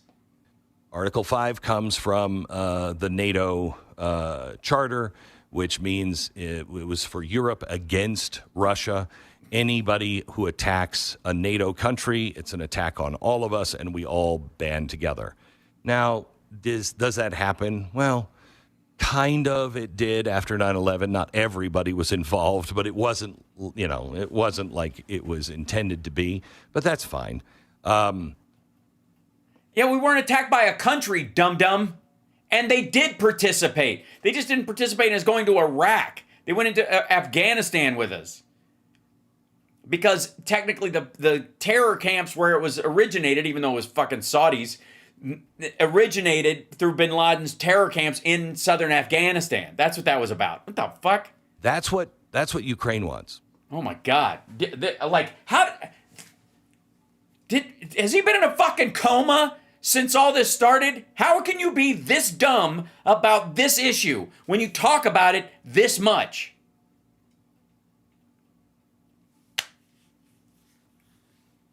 Honest to God, I continue to be shocked that people that deal with these issues all the time. Vinny, the other fucking day, like the details he didn't know about Epstein and Maxwell and the house and fucking the like normal details we all know about the Epstein stuff. Like he was like, I had no idea. Like it's bizarre to me.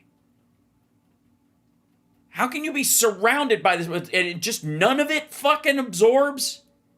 It just information just bounces off your fucking forehead all the time. What Russia says they want, whether Jesus, it's true or not, I don't know. It's not. But what they say they want is a buffer zone. Bullshit. There can't be a buffer zone if they consider that their country. Plus, there is no buffer zone.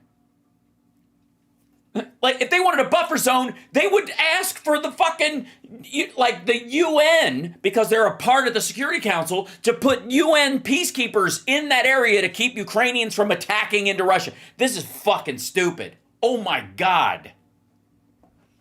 If Russia can give up and look instead. Give up. Give up what? Land they haven't conquered in Ukraine yet? At the Israeli example.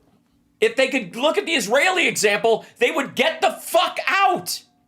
What the shit? This is, all right, look. Glenn Beck is always terrible at this shit. Like that's why his chalkboard bullshit is particularly hilarious, because the illusion of details that he plays with gives this kind of like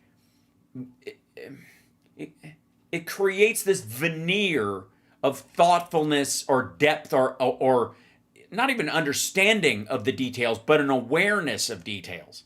And he has none of it. Not only does he not know the details of this shit, he can't put them together for it. Maybe that's why he needs the chalkboard, because his fucking brain can't put normal logical conclusions together unless they're on like a visual medium. And even then, oh my God.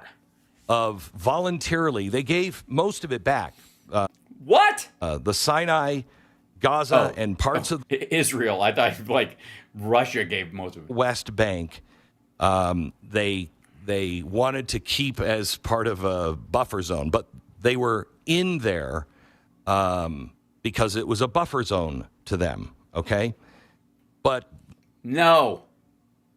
No, the West Bank qualifies partly as that the Golan Heights was an area that was not recognized but was going to act as a buffer zone. But Gaza was just left over, that like controlled by Egypt. It was just tacitly controlled by Egypt. They just wanted to create a separate area so that the Egyptians that flooded into that area and took over for whatever passed as the Palestinians at the time wouldn't be just part of Israel as a giant, or sorry, part of Egypt as as an adjunct of it. It would be its own separate state, so that any deal the rest of the world made with Egypt didn't also apply to that area inside Israel. Land God. 4 times.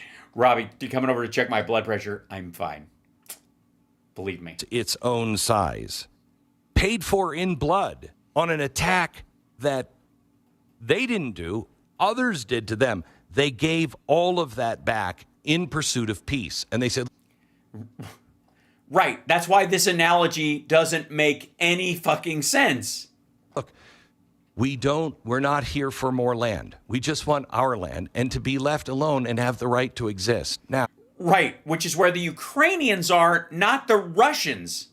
The fuck?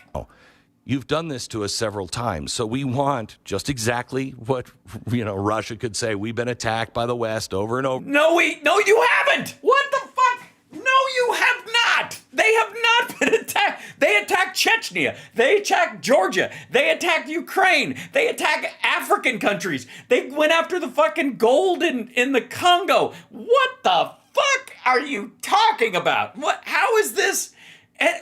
Who? Who attacked them? What? What in the world? How? Like, honestly, this is fucking gibberish. Yeah, if Val was a cartoon, his head would explode. What the hell? Yes, exactly, Sherry. If Russia wants a buffer zone, they can make it 20 miles inside their own fucking country. They could set up a demilitarized zone on their border that protects them from any encroachment. And then they can sit there with their fucking pud in their hand. Again, and they come through this door of either Poland or now they're worried about Ukraine. So they're not worried about Ukraine. Come through this door through Poland. What do you mean, the Germans? we want a buffer zone. Well, the world didn't give them that buffer zone. It's the disputed territories, the occupied territories. But that's why Israel occupied by who? By them. wanted it. And then they gave everything else back. A nation smaller than New Jersey carved out just this little buffer zone so they had a way to protect themselves in case this would ever happen. How the fuck would they protect themselves if they have the Finland border and they're in NATO? The Ukrainians never attacked them. Not once. What are you talking about? All right, this may go down as one of the stupidest fucking analogies in the history of the English language. And again, now compare this with Russia and Ukraine. I'm trying, and you really have to be stupid. Crimea was taken in 2014. They invaded Ukraine outright in 2022, and they hold huge swaths of land under the occupation. So what's the path forward? Well, they can get the fuck out. How about we keep supporting Ukraine as long as they want to fight, because it's their land and they were attacked. And if Russia can, they can either go broke or get the fuck out. And if they ever want a chance at doing business with the rest of the world again, especially the rest of the world that actually has cool shit to have it all, that has Silicon Valley and working washing machines and all that kind of shit, then they can fucking clean their shit up. Get the fuck out. Continued bloodshed. And I think it's important that we put this into perspective. Let's hear it. Here's Glenn Beck's perspective on, look, all they did was send rape squads in and booby trap the bodies of children and invade twice. And by the way, let's not forget Chechnya and fucking Georgia. 20,000 Russians, according to the U.S., 20,000 Russians died last month. So what do we call that? A good start? It's a fucking war. that they started. Yes, they booby-trapped children's bodies. They killed children, and then they put grenades with they pulled a pin and lay the body on top of it, so if you turn the child over, you get blown to pieces. The Russians did that. That's not a buffer, okay? You don't do that if you're just going, I'm worried about being attacked, okay? That's a signal that you plan a genocide. When you booby-trap the bodies of the fallen, civilians, that's not you crying out, we need a buffer zone and protection, we're the innocent victims here. How long did the Vietnam War go on? That was a total of about 55,000 Americans. Right. What was the death toll on the other side? In 1 month, you're almost half of the entire Vietnam War. Yeah, so basically what you're saying is that when Vladimir Putin saw our exit from Afghanistan and said, Joe Biden's weak and this is a perfect time to attack Ukraine, perhaps he was mistaken. There's a lot of bloodshed and a lot Yeah, who started it? of bloodshed that is happening on the other side as well. How? Right, because they're defending themselves from an invading army. Maybe crack a history book. God damn. Many have the Russians killed month after month after month. So to stop this, is there something we can look to from 1967? No, there isn't. Because the analogy would be that Ukraine is Israel in this circumstance, and they themselves choose to have buffer zones into other territories. You know, a recognition of the reality on the ground, and then some hard choices on both sides. Wait, also, let's just take this analogy a bit further. Let's say that from Ukraine's standpoint, they view Luhansk and Donetsk and maybe even Crimea as sort of the West Bank and Gaza of these areas. And just like the West Bank and Gaza, Russia funnels money and arms into Luhansk, Donetsk, and Crimea to continue partisan warfare around the edges and with the idea of eventually claiming the entire country as their own, because they don't think it's a real country and it doesn't exist. Just like the argument from Hamas, Russia believes that about Ukraine. And so do you think that giving them that ground actually will lead to peace? Or will it be another place to launch attacks? If you're really saying that, like, carving out the West Bank and Gaza and not incorporating them into the fact that Arabs and Palestinians that live inside Israel can vote and all that kind of stuff, if that had been how it was the entire time, you probably wouldn't have had this partisan warfare. It would just be Palestine by another name, calling it Israel, but everybody still lives together, versus these sectarian separatist areas, these reservations, effectively, where Russia is funneling arms into both the West Bank and into Gaza. They would do the same thing in Luhansk, Donetsk, and Crimea. But anchor it all in peace. Oh, yeah. Yeah, just do that. Why didn't somebody bring that up? We could just, guys, hey, we can just anchor it all in peace. We'll do that. Okay. Anchor it all in peace. Shit, I'm surprised this asshole isn't on Trump's fucking team. Marco Rubio said this weekend, and he's right, peace demands sacrifice. And Israel proved that by returning Sinai to Egypt in exchange for recognition and an end to the hostilities. Right. But that's because they were attacked and they drove... Then fine. Here, how about this, asshole? Russia can go back to 91 borders and Ukraine will give back Kursk. How about that? They'll blow up the Kerch Bridge, but they'll give back Kursk, the territory inside Russia that they took in this war. And then we can all go back to 91 borders and everybody, no harm, no foul, and then Russia can start paying to rebuild Ukraine.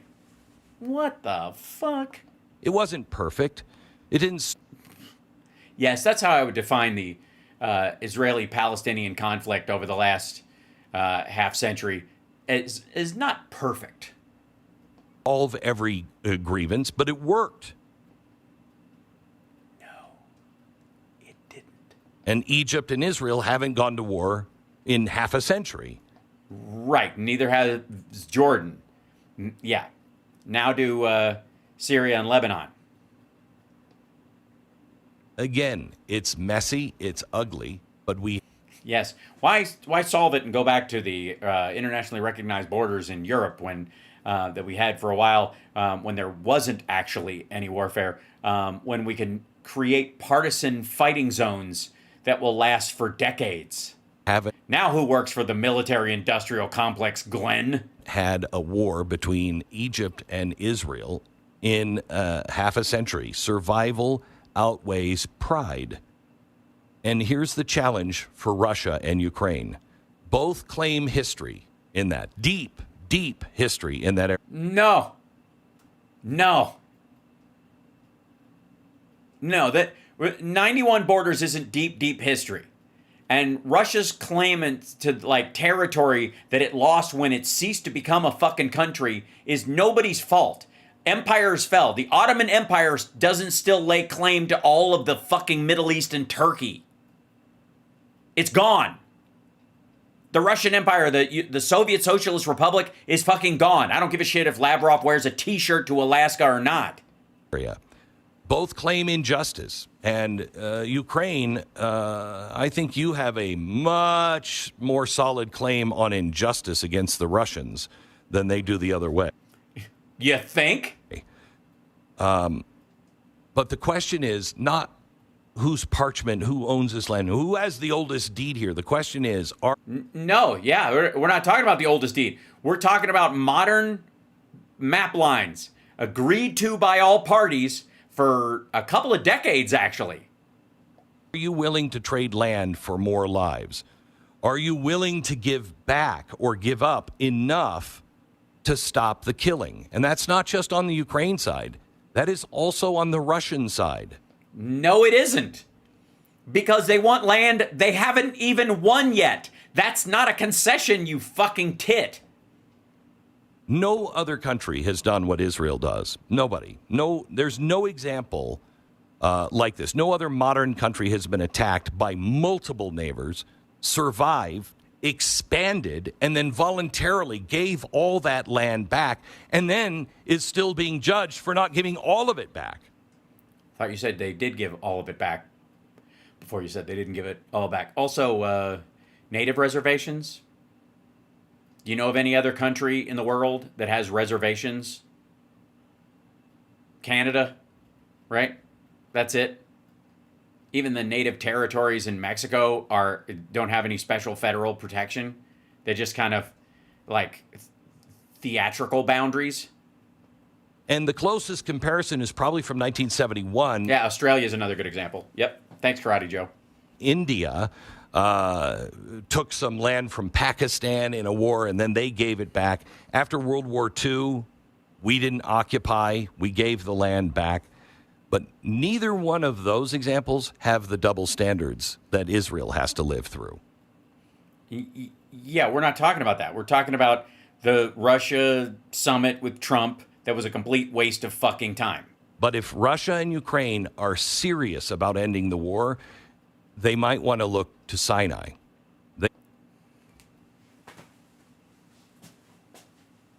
Why don't they just look to the Jacobins versus the Royalists in the French Revolution while you're at it? What shit? If they're going to look to an analogy that doesn't fit at all to the circumstance, You might want to look back, because that's the model. Not endless battles, not shifting borders by force, but the humility to give back what you can and the wisdom to keep only that in what you have to have for your own security. okay, then Russia can get the fuck out, go back to 91 borders because NATO never attacked them, not once, not ever, doesn't intend to. It only exists because of the fear that Russia will attack its neighbors, which it has multiple fucking times. The countries that need security barriers are the countries that are next to Russia, not the other way around. This analogy gets worse the more he talks, and I don't know how that's possible at this point, but it... And then Russia has to do that And Ukraine has to be willing to swallow that they have lost some of these things, but it's in trade. Why? Why? 80% of the Russians that are dying are coming from drone strikes. Little 3D printed drones with grenades attached to them. It's not costing the Ukrainians anything in terms of Ukrainian lives to kill 80% of the Russians that get killed on the fucking battlefield. And that's not even, that would be assuming even that the 20% that are killed in direct combat take somebody with them, which they currently are not. Let me also, I don't know if you guys saw this, and I'm sad we didn't get to bring up this story the other day. Yeah, here you go. Just trying to find a copy of the fuck. Give this the. There you go. Here you go, Glenn. Check this out. 1 second. Here's what the Ukrainians are working with. Hold on here. I'll slide this over so I can show you this. There you go. That was last week. Or fuck, this week. Oh, thank you. I just saw the... Where did that come from? The Venmo. Oh my gosh. Andrew, thank you so much for the Venmo. That's so... I'm touched. That's fucking crazy. Bless you. Man. This is what the Ukrainians are doing. And I got news for you. This sniper got 2 Russians with this shot from 2.5 miles away. Hold on. Now I've got to sign into this thing. Is that how it works? Shit. All right. Let's sign in there. There you go. Sign up over here. Say it can't be reload. No, it's not allowing me to do it. Oh, it has to be done in. Hold on.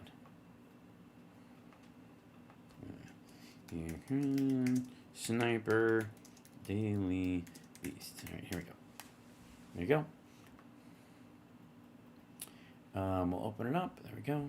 Is it? Yeah, there's the whole thing. Read the whole thing on the U.S. Sun. Okay, but here you go. This is this guy right here. The world record for the longest confirmed sniper kill was reportedly broken by a Ukrainian soldier who killed 2 Russian soldiers with a bullet from 2.5 miles away. 2 guys, 1 bullet. I mean, that's 2 Russians, 1 cup. Footage shows the bullet piercing a glass window before striking the Russian troops, and a flash of light could be seen as the bullet made impact. The record-breaking shot took place Thursday on the Pokrovsk-Mirnorad defense line by Ukraine's ground forces. The sniper platoon, named Privid, meaning ghost, comprising of 8 sniper units, was responsible for the shooting. The bullet was fired from an alligator sniper rifle, according to United 24 Media, which also reported that artificial intelligence helped break the world record by guiding the bullet and working alongside a drone reconnaissance complex. According to the military reports, the Privid unit was successfully taken out nearly 1,000 Russian troops in this sector, has successfully taken out nearly 1,000 Russian troops in this sector in the past year alone.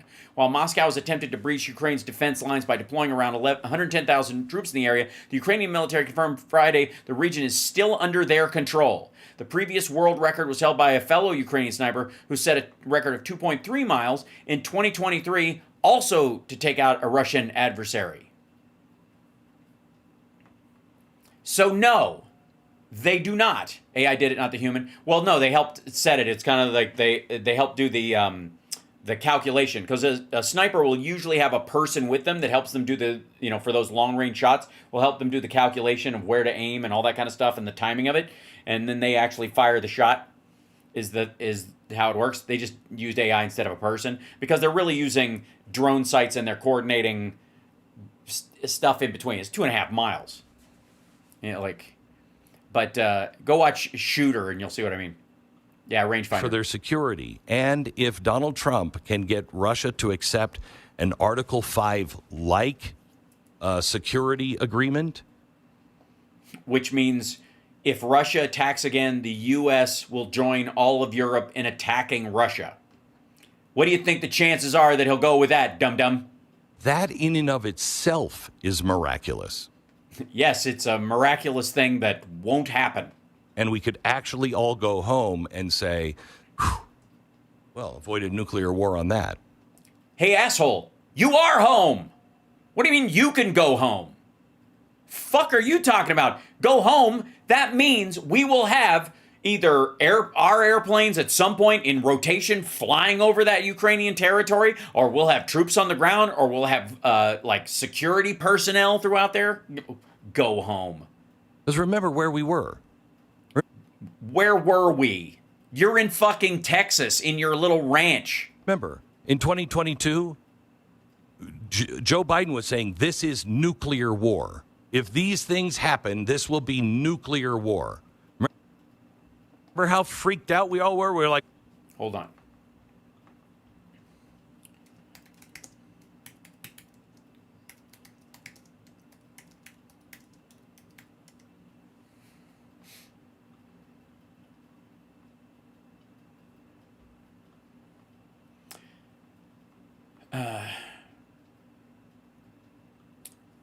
This is what he's referring to. Biden calls the prospect of Armageddon the highest since Cuban Missile Crisis.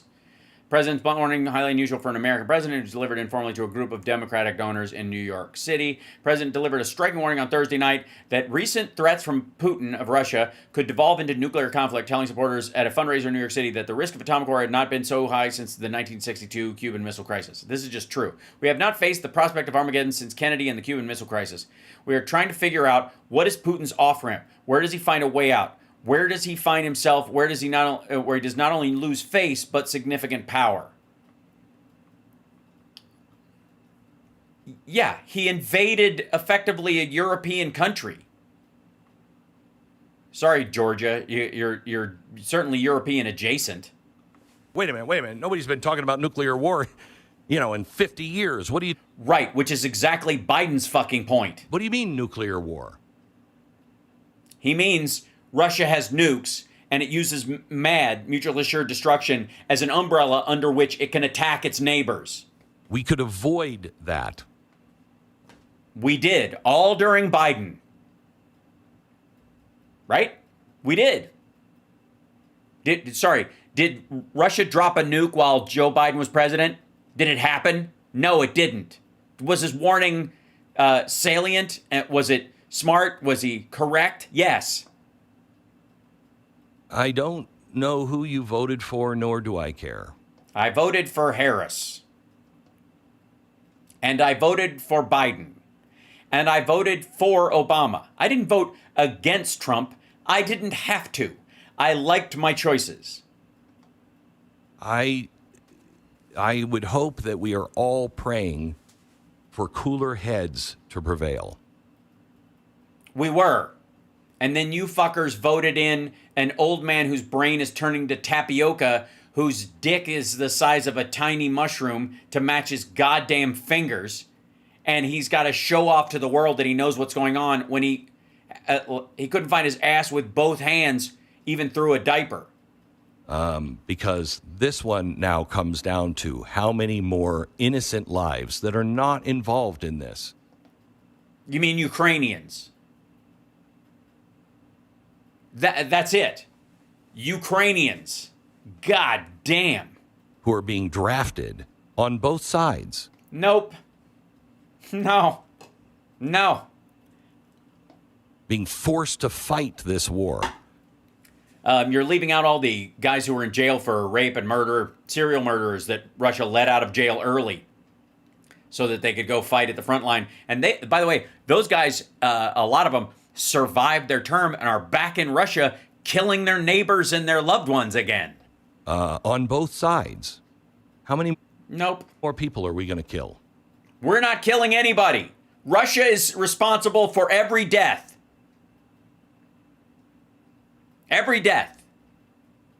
If you break into somebody's house with a friend of yours and that person gets shot by the homeowner, guess who's on the hook for that death? You are. They followed you in. If they kill somebody while they're in there, Guess who's on the hook for that death? You are, because you brought them with you. Or allow being killed because of what? Because Russia invaded a sovereign country, it's third. Because of pride? No, because of rape squads and 70,000 abducted children.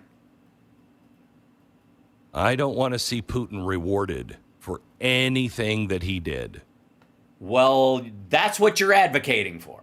Nothing. But war is war. You know, you don't, and if you're willing to continue to fight, but Ukraine's not going to be able to win this war against Ukraine. Really? Ukraine's fighting itself? This is like Superman 3? Against Russia. Would you agree with that, Jason? Jason Buttrill is with us.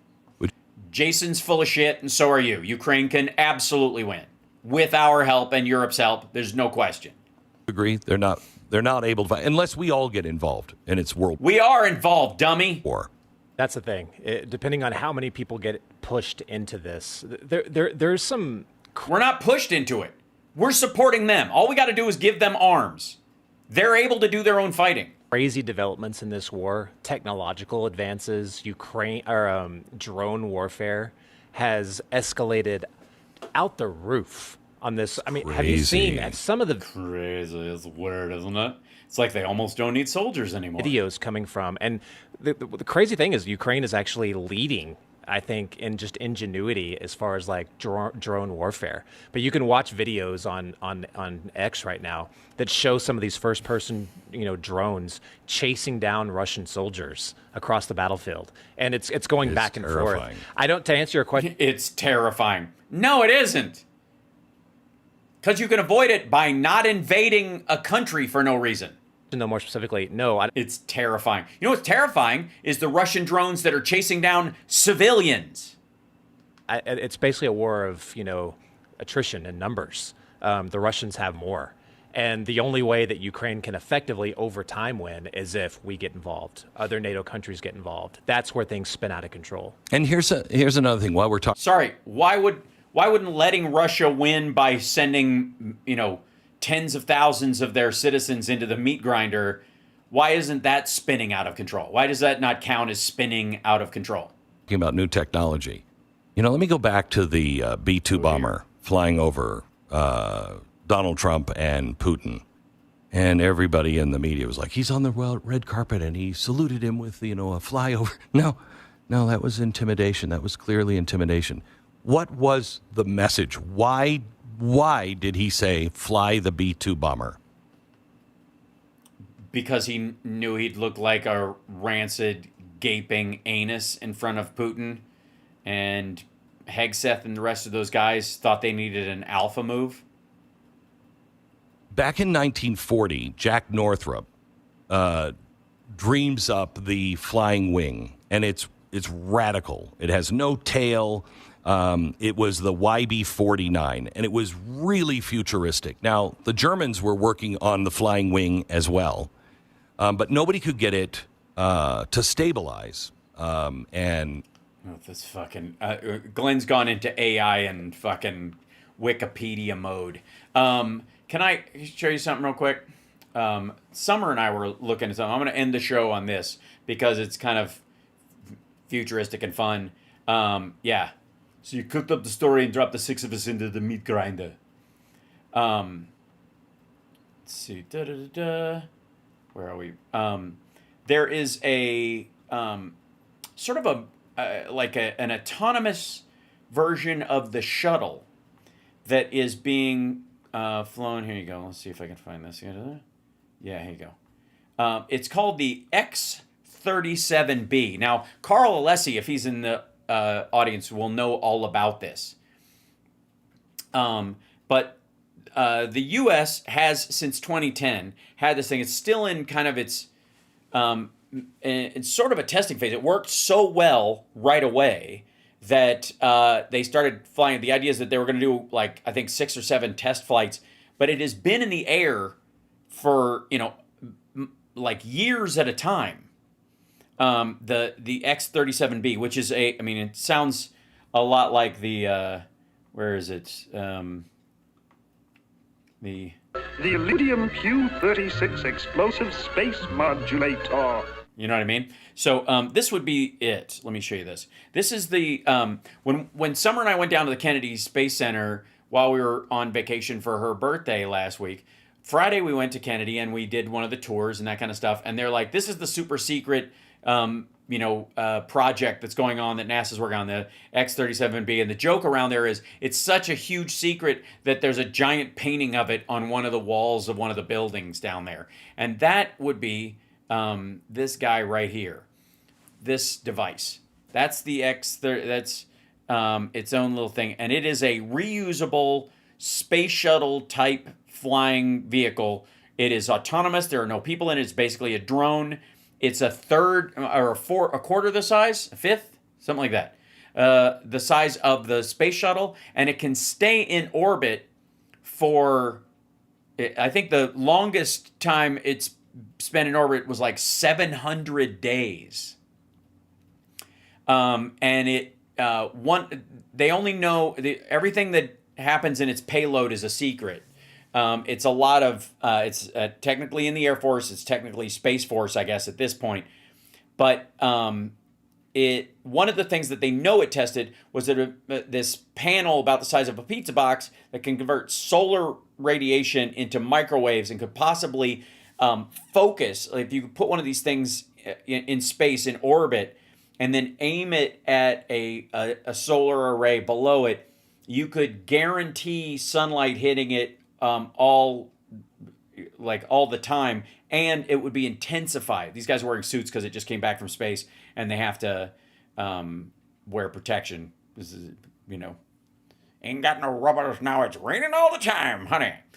So that's the one. I think there's one other thing that they put in as and Carl will probably know this.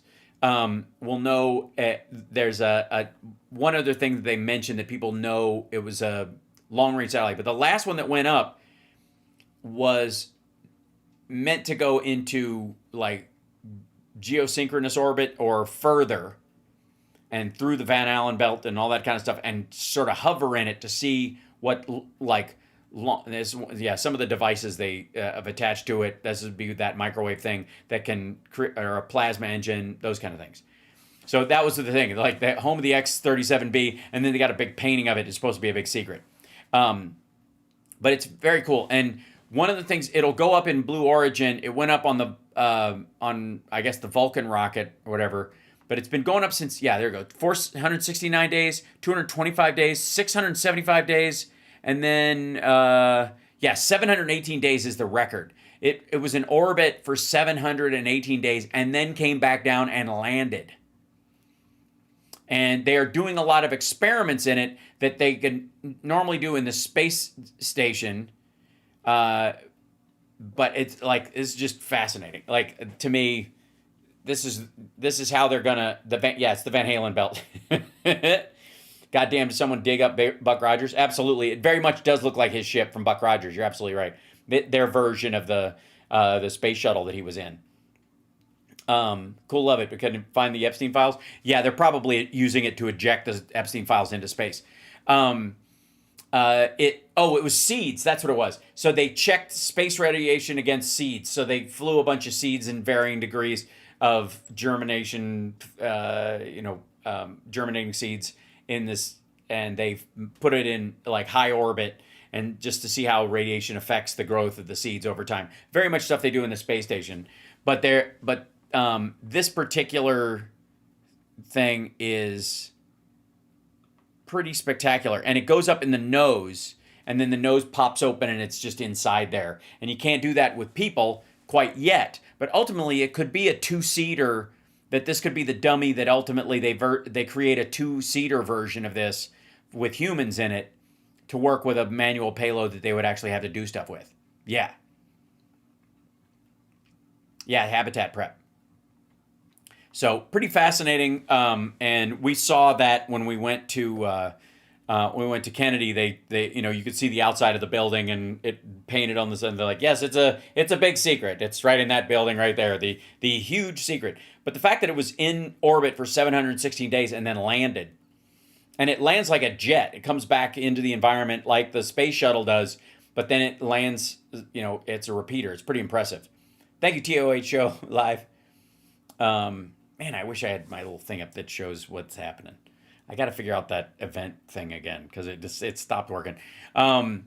So there. Meanwhile, while everybody's fixating, I think on Elon Musk and all of his other shit, quite frankly, there is a ton of other work being done.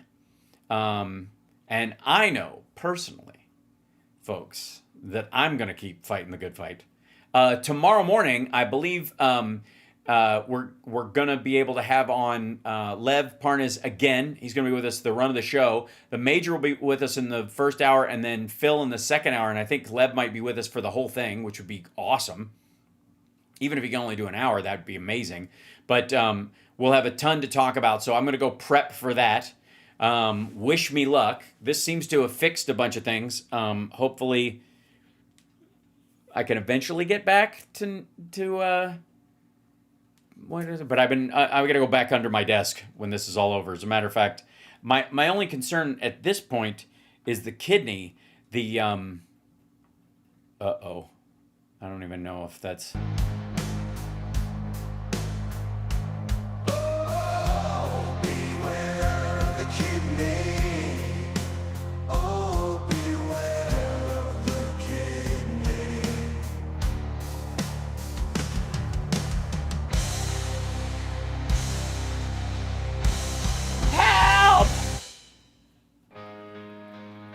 What had happened?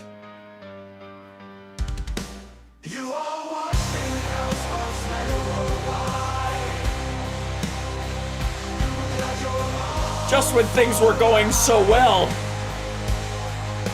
Son of a bitch. Ah!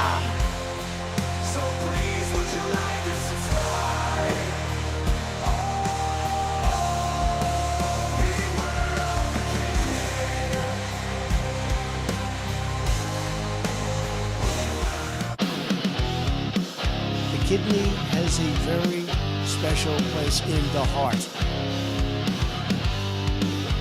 Thank you guys. I'll see you tomorrow. See you in the morning.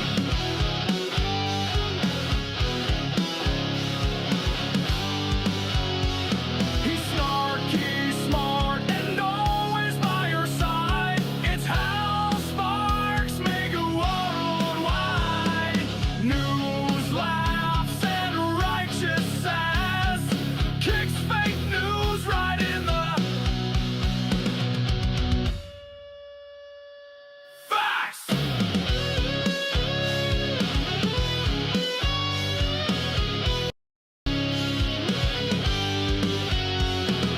So smash that like and don't be shy. Subscribe now or blink and cry.